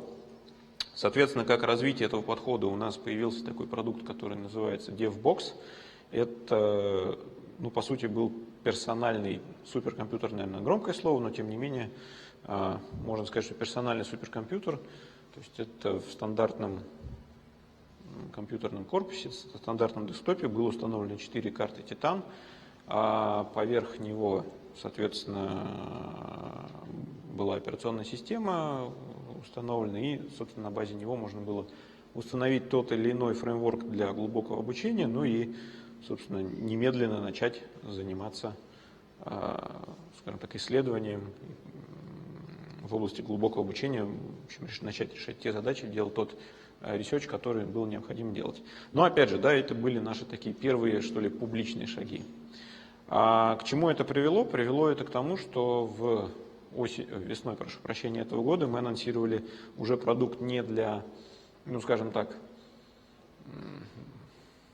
обычных исследователей, да, таких, скажем так, среднестатистических, если так можно выразиться, а мы анонсировали продукт, который, в общем, мы скромно называем Deep Learning суперкомпьютером, который материализовался в виде решения, которое называется NVIDIA DGX1, и мы постарались в него заложить все те наработки, которые были, с одной стороны, у нас с точки зрения архитектуры и технологий, с другой стороны, мы постарались учесть ту обратную связь, которая у нас была от сообщества по результатам работы с нашим первым решением, которое называлось DivBox. Собственно, что из себя представляет это решение? Ну, не зря мы его, в общем, позволяем себе так нескромно называть, что это суперкомпьютер или персональный суперкомпьютер для глубокого обучения, потому что, по сути, мы говорим о коробке, о сервере, да, трехюнитовом сервере, который нам предоставляет примерно 170 терафлоп производительности, при этом это еще раз, то есть это все еще почти персональное устройство. Да? Ну, наверное, под стол его нельзя поставить, его все-таки нужно ставить в серверную стойку, но тем не менее это, в общем, что-то не требующее каких-то специальных знаний для того, чтобы его использовать. И что важно, да, что это вовсе не набор железа, то есть это не просто сервер. Да? Мы, в общем, компания, которая не делает серверы, как вы, наверное, знаете. Это именно готовое решение. Если мы говорим о людях, которые занимаются ресерчем, будь то больше научным ресерчем или ресерчем для коммерческих организаций, особенно в области искусственного интеллекта и глубокого обучения, основной, в общем, враг, с которым приходится бороться, особенно в коммерческих применениях, это время. Ни в коем случае я не хочу сказать, что эти задачи являются простыми или, в общем, принижать их важность и значимость, да, но основной критерий – это время, потому что среда очень конкурентная, и, собственно, вопрос просто, кто первый решит наиболее эффективную задачу, ну и дальше, как следствие, или получит финансирование, или компания целиком выиграет в какой-то конкурентной борьбе, и так далее, и так далее. И если посмотреть на традиционный подход, как подобного рода задачи решались раньше, выглядело следующим образом. Да? Группа, которая занимается исследованиями, говорила, что им необходимы такого-то размера вычислительные ресурсы. После этого, как правило, начинается процесс поиска нужного оборудования, приобретения, инсталляции его, потом начинается процесс развертывания операционной системы, оптимизации, установки фреймворков, дотачивания этих фреймворков под конкретную инфраструктуру, задачу и так далее. В общем, как правило, это месяцы времени, да, не говоря уже про деньги.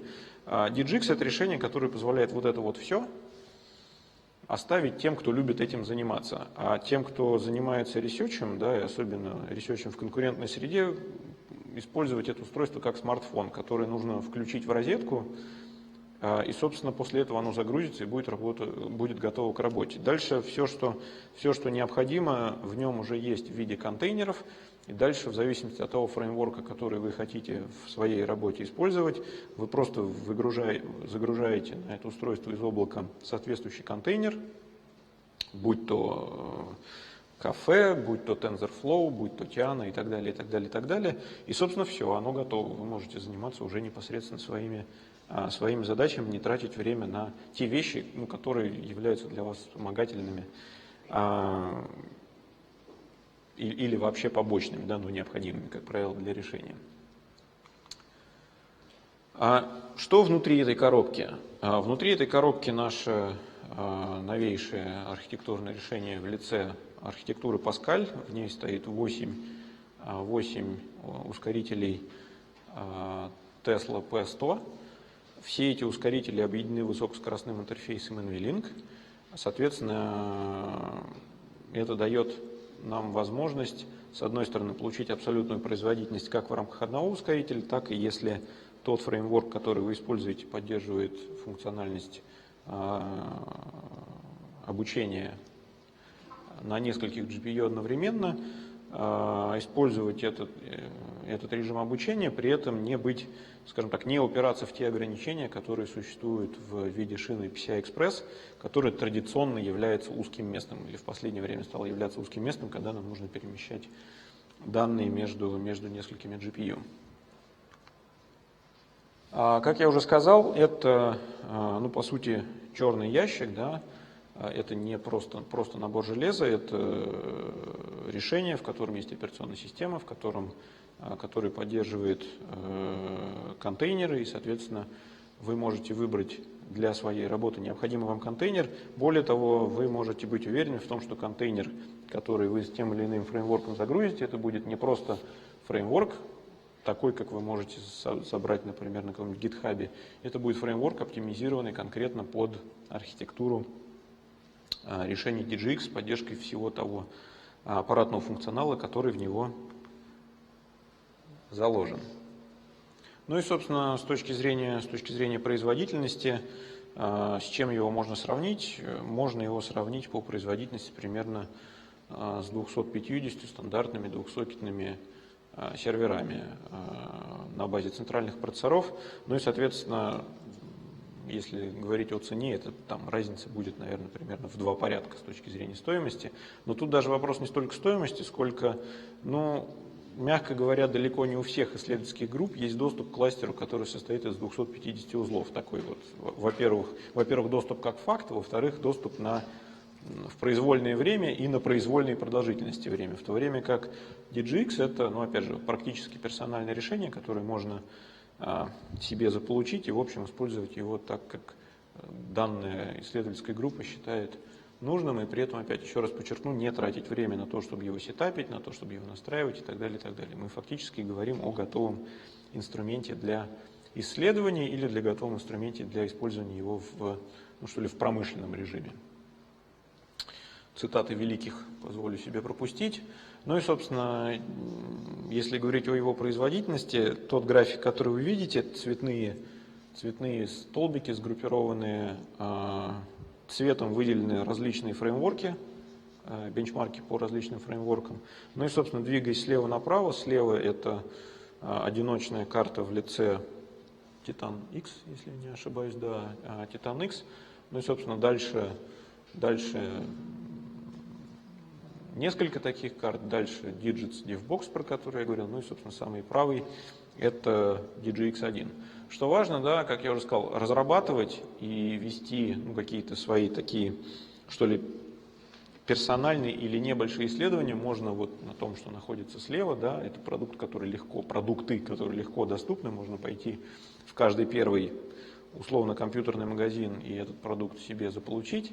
А что важно, что при этом те наработки, которые вы делаете, они будут легко масштабироваться на более серьезные, на больший объем, да, на требования большей производительности, не нужно будет тратить на это время. И еще один важный момент, что на DGX можно смотреть как на решение, которое может быть персональным, да, оно может быть физически находиться у вас где-то под рукой, ну или же посмотреть на партнеров по миру, которые предоставляют удаленный доступ к подобного рода решениям, ну и, собственно, фактически арендовать вычислительное время на базе этого решения.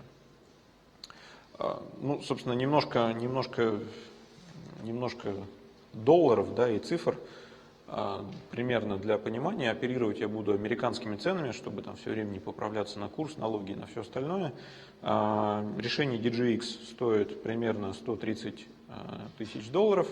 Ну и, как я уже сказал, оно позволяет собой заменить примерно 250 стандартных, с точки зрения производительности, 250 стандартных серверов на базе центральных процессоров, что, ну, примерно эквивалентно без учета инфраструктуры $2,5 миллионов. То есть, условно говоря, мы можем за радикально меньшие деньги, да, не на 2 порядка, а уж на порядок точно, получить такую колоссальную мощность. Как я уже сказал, диплёнинг для нас является ключевым, или, скажем так, разработки, наши аппаратные и программные разработки для области диплёнинга является для нас ключевым моментом. И железки это все, конечно, хорошо, но на что я хочу обратить ваше внимание, что мы стараемся развивать и свою собственную экспертизу, делиться ею с вами и со всеми остальными. Хочу обратить внимание на ресурс, который называется developer.nvidia.com. Если вы на него зайдете, там есть большая зеленая кнопка, который называется Deep Learning. Если вы туда зайдете, вы, соответственно, дальше получите доступ ко всему нашему инструментарию и ссылки на сторонние инструменты, которые вам могут понадобиться для работы с фреймворками, использующими для вычисления GPU, с одной стороны. А с другой стороны, у нас есть такая инициатива, которая называется Deep Learning Institute. Если, опять же, зайти на сайт nvidia.com или .ru, там есть сверху раздел Deep Learning, и внутри этого раздела есть такой подраздел, называется Deep Learning Institute. Соответственно, там можно получить доступ ко всяким разным учебным материалам, ссылки на онлайн-курсы, которые мы совместно с нашими партнерами готовим, разрабатываем и поддерживаем. Ну и, в общем, то есть это некое такое центральное место, где можно узнавать какие-то полезности, привязанные к глубокому обучению в связке с нашими продуктами и технологиями.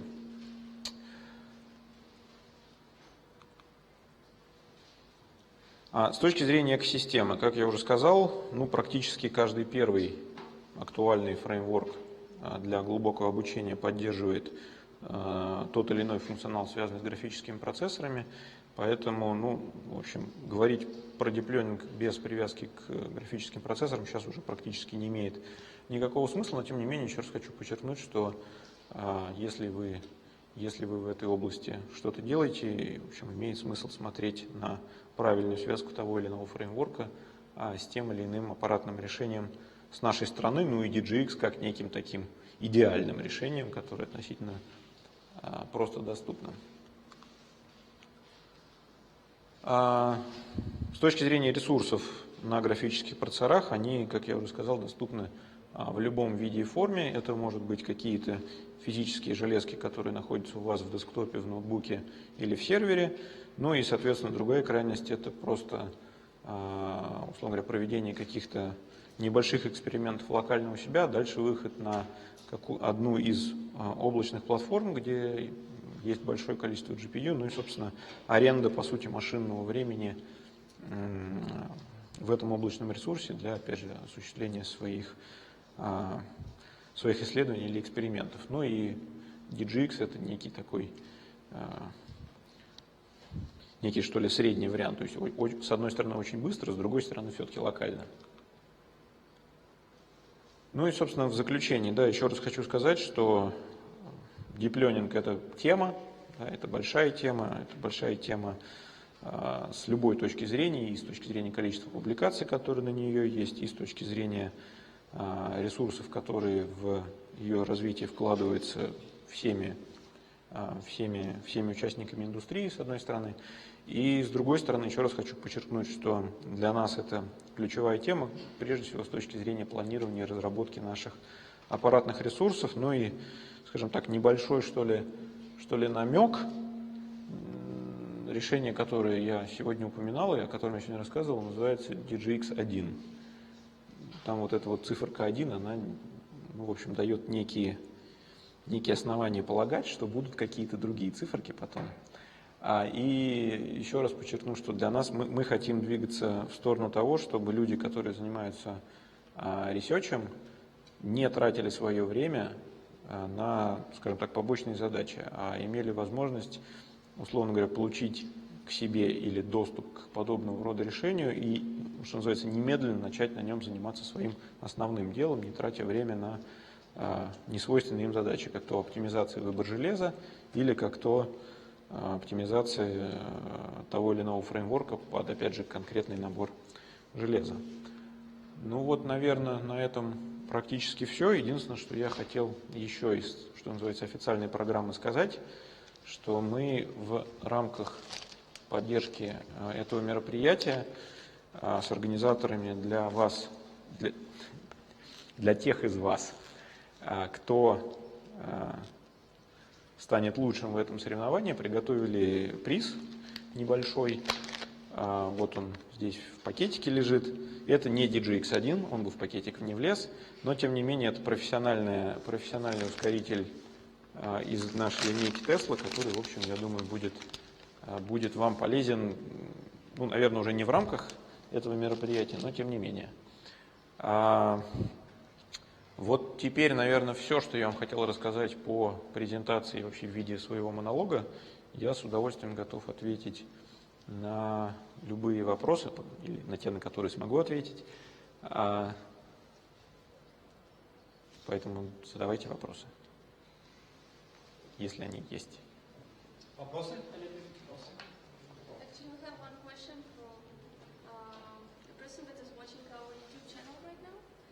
Oh. He says that he's very interested in renting Tesla B100 and the DGX1, and he just asked where it is possible to find the information for it. Very good question. So let me go back to the first slide of my preso. We do not have the official, let's say, web page where we can guide this person to have a look. But I've put my working email on the first slide, so if he can drop me a line, I can, as well as any other, I can point you to our partners who are already providing this such a let's say remote access for such kind of hardware. Any other questions? Okay, sorry, no questions. Thank you very much. Thank you.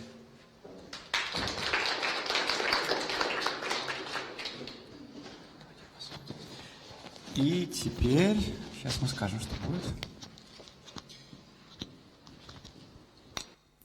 Теперь мы расскажем вам, собственно, о самом хакатоне, о задачах, о призах, вот это все. Секундочку.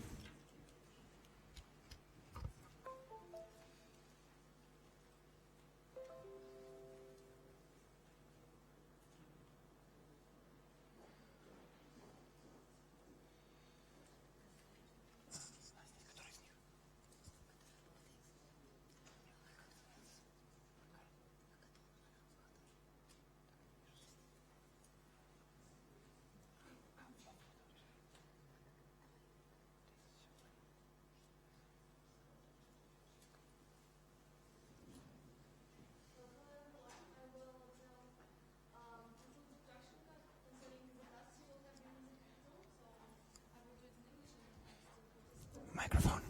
And so I will be very brief because I know you are very tired, but I hope that you have loaded yourself with all the useful information you heard today, but I also hope that you were not overloaded and it was useful for you.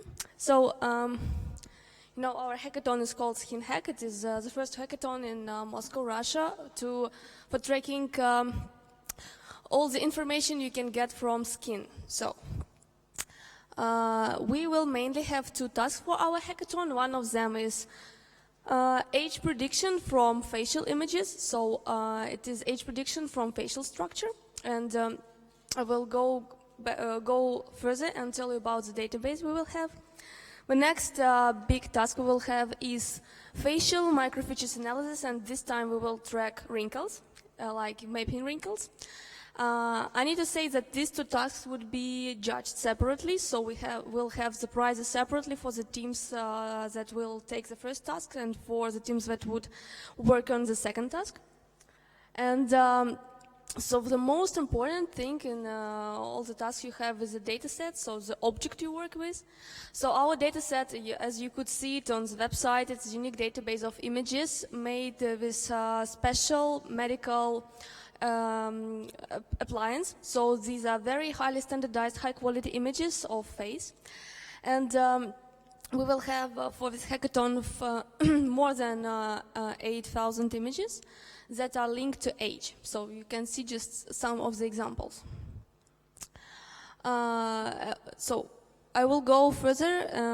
What are the metrics we want to have to make quality control of the algorithms. So for the different tasks, it would be different metrics. For the age prediction, we will use root mean square error.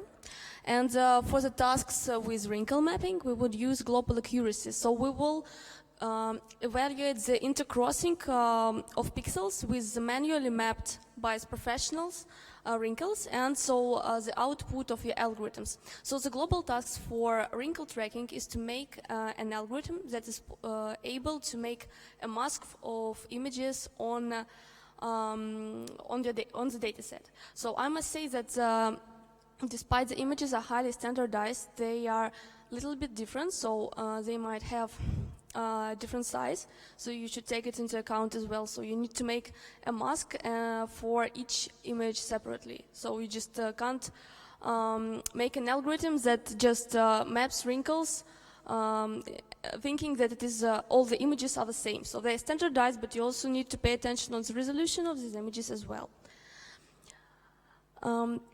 This is again about the metrics for the algorithm for your algorithm. So we ask professionals to manually map wrinkles on a part of the data set. So this is how we would make the quality control. So this is how it looks like, and we are expecting for your algorithm to go closer to this manual mapping and even make it better than humans are. So the main task of all the algorithms that are being developed now. The prizes we are providing for this hackathon is money prizes, Silverite internship at Beiersdorf. So it is it's a great experience that you may have, and you would be able to work with leading scientists in the area of biophysics and data analysis of biomedical data.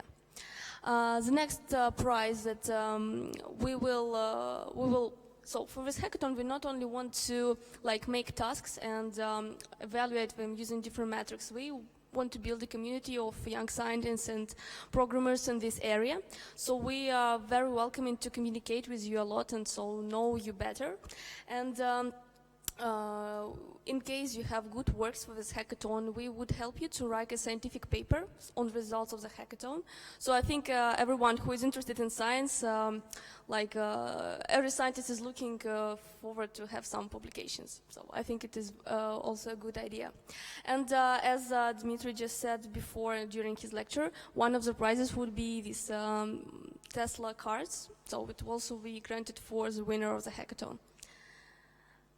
So this is our timeline. Today we have the introductory lectures. Tomorrow and today as well, we will organize offline support, so you would be able to ask questions to our curators and clarify any points, any questions you may have during, before, and after hackathon.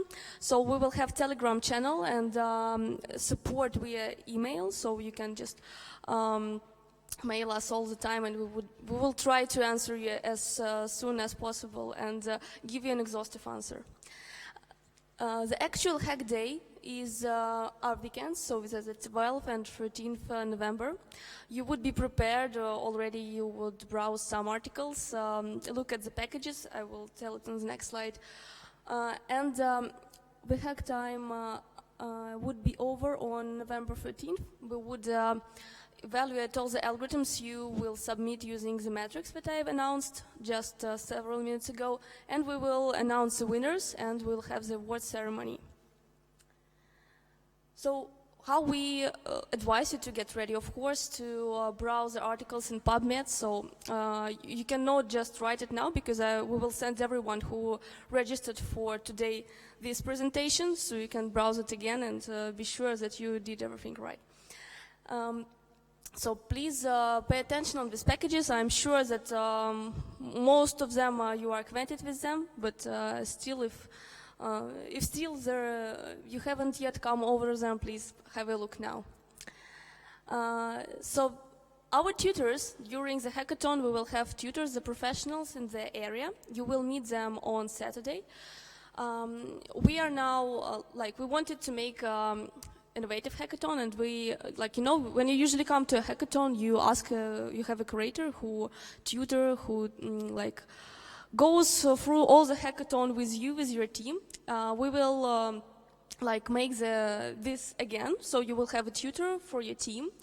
But we want you to be able to consult with everyone. So if you want to consult a particular tutor, it would be not a problem. You just need to make an arrangement with him and or her. I think we would have also some girl tutors, and we would answer all your questions. So these are, again, our Telegram chat that we made for the hackathon. Please join it, and there you would be able to ask all your questions, and you will be able to get the answers. Some additional information. So our website, questions, Telegram channel. So join it, please. And I have an additional slide, but today I will also send you, so our team will send you the presentations that I just show you now. And please join all the groups, and you can post the images from the hackathon using our hashtags, so we can find you and get to know each other better. So if you have some questions, I would be very glad to answer them about the organization or any kind of questions you may have. Maybe if you don't have questions, now you can post it to Telegram. Yes? Okay, I will give you my microphone. Yuri, please help us.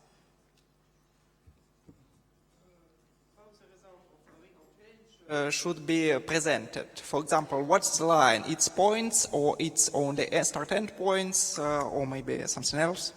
So this is a good question. On November 13th, during we'll have the presentation time. Then you will present your works. So you can one important question. So we propose the metrics, and we will evaluate your algorithms using these metrics.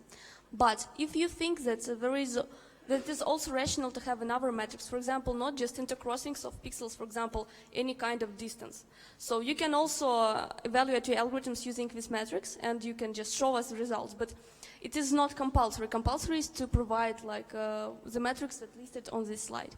So we will have a test data set of 300 images that you would not be able to work with them. We asked the professional dermatologists to map them manually with the wrinkles on them, and we will test your algorithms on this test set. So yes, it would be hidden from you, and you need to show a good performance on it. And another question, do we have to use, for example, not standard software that listed in your website, but another frameworks, for example, Chainer? Yes, that's of course, surely you can use any packages you would like. It's just an example of most spread and the packages that usually all people involved in machine learning and deep learning use. So it's like guidelines, but you can use any software you like. So, as a result, we should present the code to you, and you run it on your servers. Yes. Yes. I think it's just rational to put it to GitHub and send the link, as usual. Well, thank you. Yes, please.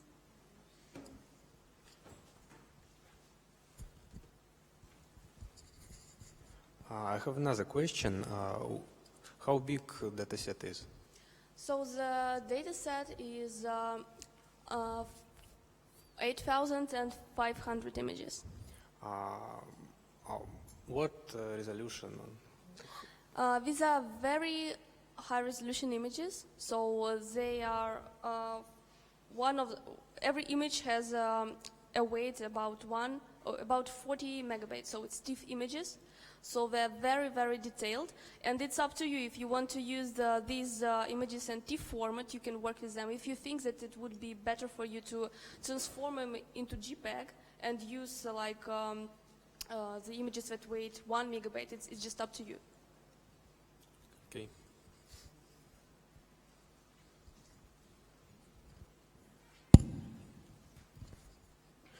You mentioned that we can group a team, and what is the maximum size of the team? So, honestly to say, we have 180 registrations entries for this hackathon. And I'm sure that many people are now watching us on our YouTube channel.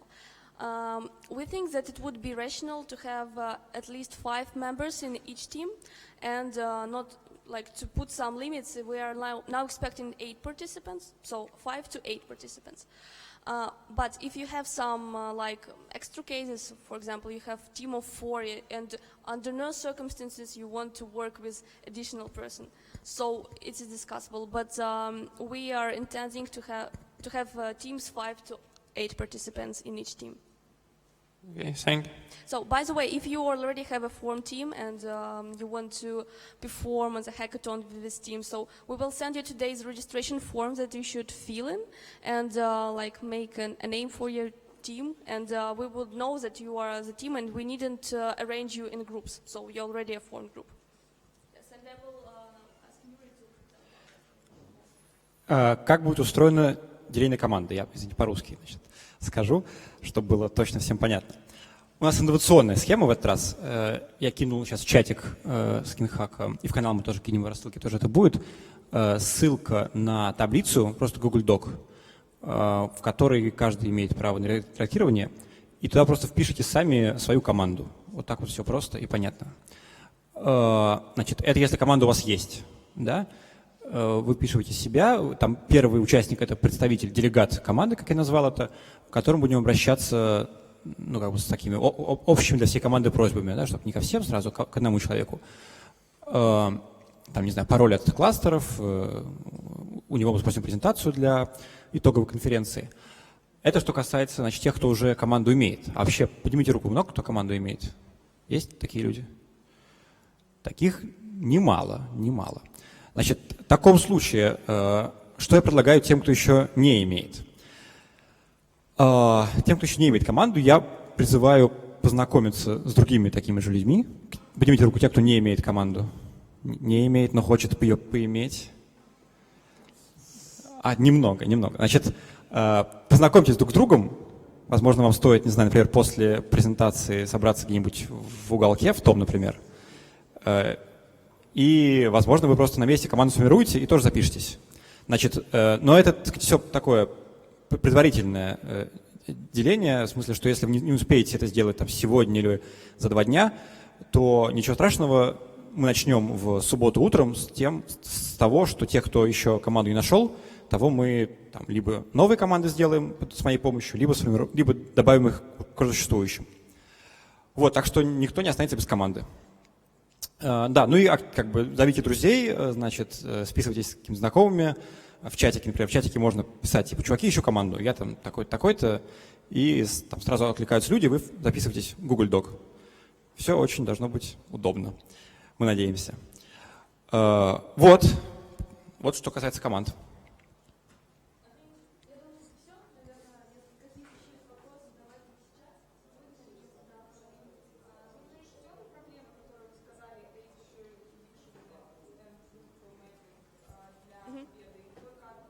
Нет, смотрите, как я уже сказала, у нас есть призовой фонд в 30 тысяч рублей, и мы его распределяем одинаково между 2 задачами, поэтому вы должны презентовать только один проект. Мы понимаем, что хакатон 2 дня это не так много времени, поэтому давайте вы сконцентрируйтесь на одной задаче, которая вам более интересна, это будет продуктивно, да, поэтому презентовать можно одну работу по одной теме.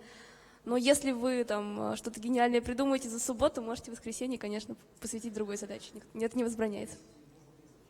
Нет, одну задачу, одну на ваш выбор.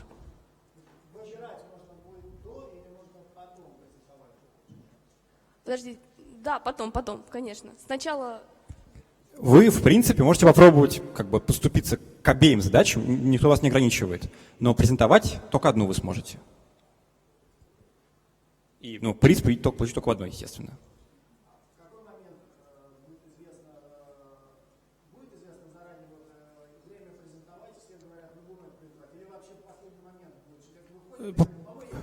Не в последний, там за пару часов где-то, то есть как бы почти в последний.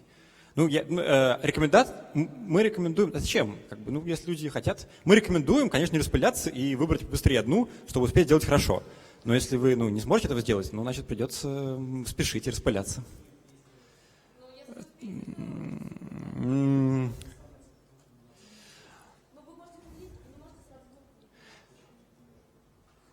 Вот такие правила.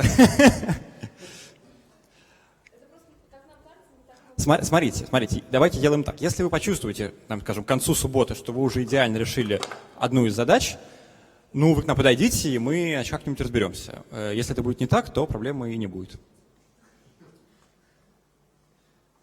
Еще вопросы? Да?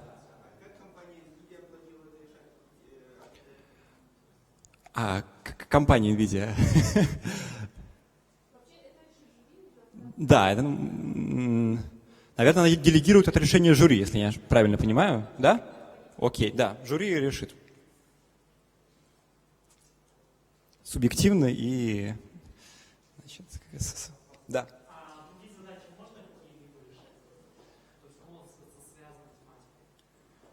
Какие, например? Откуда?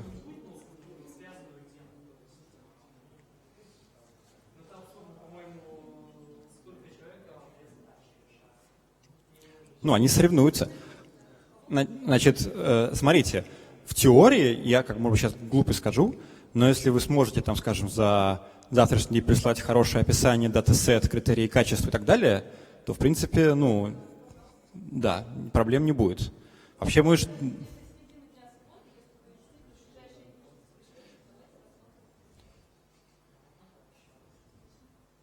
Вообще, мы, как бы, новая задача — это хорошо всегда. Если у вас есть, то, ну, мы, конечно, только за. Что? Ну, мы решим, скорее всего, да. Если мы включим ее в официальную программу, то да, да. Если нам понравится, то, значит, коллеги, если будет хорошая задача, нам не жалко. Да, да. Ну, жюри оценивает в баллах, значит, соответственно, да, и можно будет... Значит, тестовые сабмиты будут, но это мы точно скажем уже, ну, ближе к выходону. Подробности будут ближе к выходным.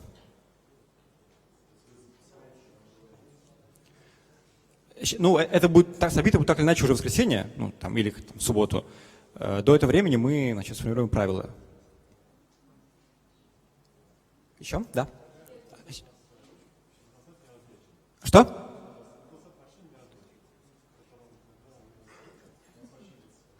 Значит, датасет, который, если мы говорим задача распознавания возраста, то там каждой фотографии сопоставлен возраст. Если говорить про морщину, то там вам будет выдано размеченных только 100 фотографий экспертных. Ну как, вообще человеческий глаз... Нет, вы можете ориентироваться на вот эти 100 размеченных фотографий. Я думаю, что самым лучшим критерием будет посмотреть на то, что разметили дерматологи, и как бы размечать по образу и подобию.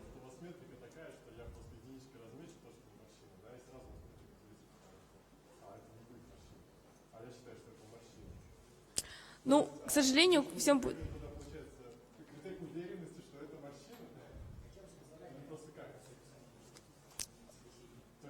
Описание датасета или что такое морщина?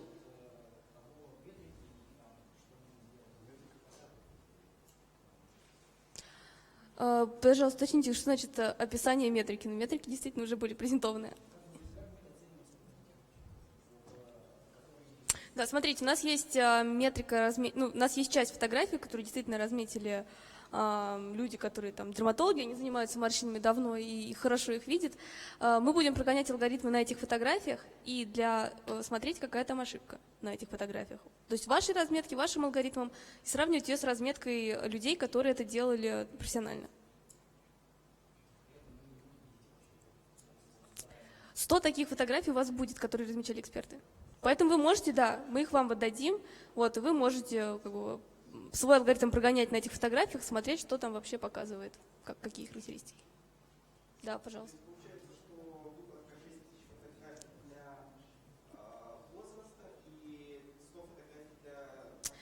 Смотрите, обе задачи, они проводятся на одинаковом датасете. Всего датасет из 8500 фотографий. Соответственно, и распознавание возраста, предсказание возраста и разметка морщин, оно будет осуществляться на одном и том же датасете. Да, вот если говорить про возраст, то там все фотографии размечены. То есть там для каждой фотографии известно, какой возраст у человека, которого она была сделана. Да? А про морщины там будет 100 размеченных фотографий. Да, и все.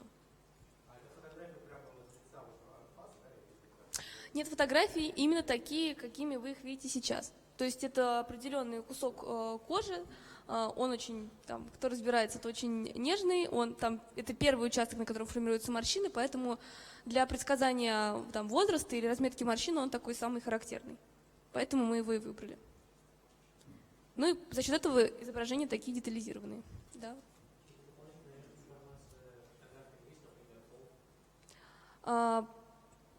Sven, can you please consult, is there information about the gender of participants? Yes, yes. Gender information is included as an age. Yes?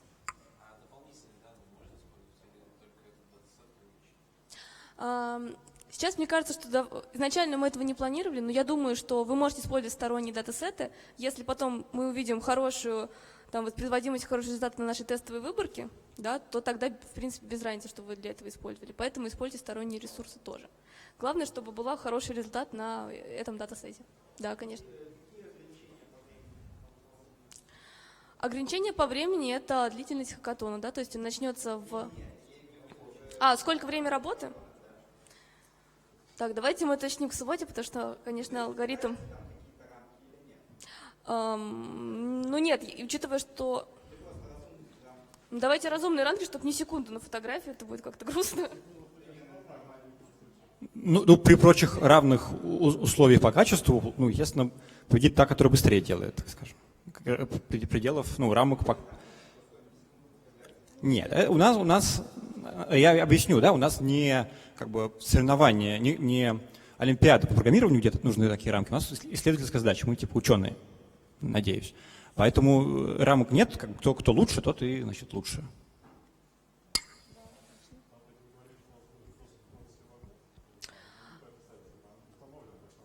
Да, мы ожидаем, что предварительно то, что сейчас. Я вам смогу это сказать завтра, но мы планируем, чтобы у каждой команды был сервер, на котором будут поставлены те пакеты, которые я перечислила, да, то есть там не будет никаких пакетов вне этого, потому что нам так нужно на все сервера это поставить, но те пакеты, которые я перечислила, они будут, то есть считать, по идее, можно будет на сервере. Что? Поэтому мы хотим, чтобы у каждой команды был сервер. Коллеги, извините, а у кого второй микрофон? У меня лежит. Отлично. Да. Так, пожалуйста, ваш.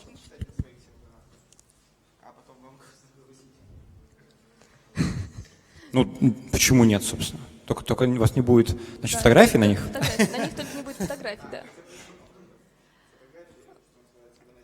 Да, запрещено, и я сразу предупрежу, что мы со всеми участниками подпишем NDA, что вы не можете использовать фотографии нигде, кроме хакатона. Вот, если это для всех допустимый вариант, то мы так и поступим. Но кто не согласен, к сожалению, мы тогда не сможем с вами на хакатоне… Мы вас выкинем с позором. Нет, но просто предупреждаю, что фотографии нельзя будет использовать нигде, кроме хакатона. Я думаю, что это не проблема. Так, еще какие-то вопросы? Еще вопросы? Окей, значит, тогда… У вас какой-то был, нет? Нет? Вы так как-то руку подняли. Еще напутствие про деление на команды. Когда, посмотрите на свою команду и подумайте, если у вас нет команды еще, наверное, здорово, когда вы делитесь на какие-то категории, да? Например, это могут быть программисты, не знаю, опытные, программисты начинающие и, скажем, ученые, специалисты именно по компьютерному зрению или машинному обучению. И мы предполагаем, опять-таки, это на ваше усмотрение, но предполагаем, что лучшая команда сбалансирована, там есть и те, и те, и те. Вот так вот.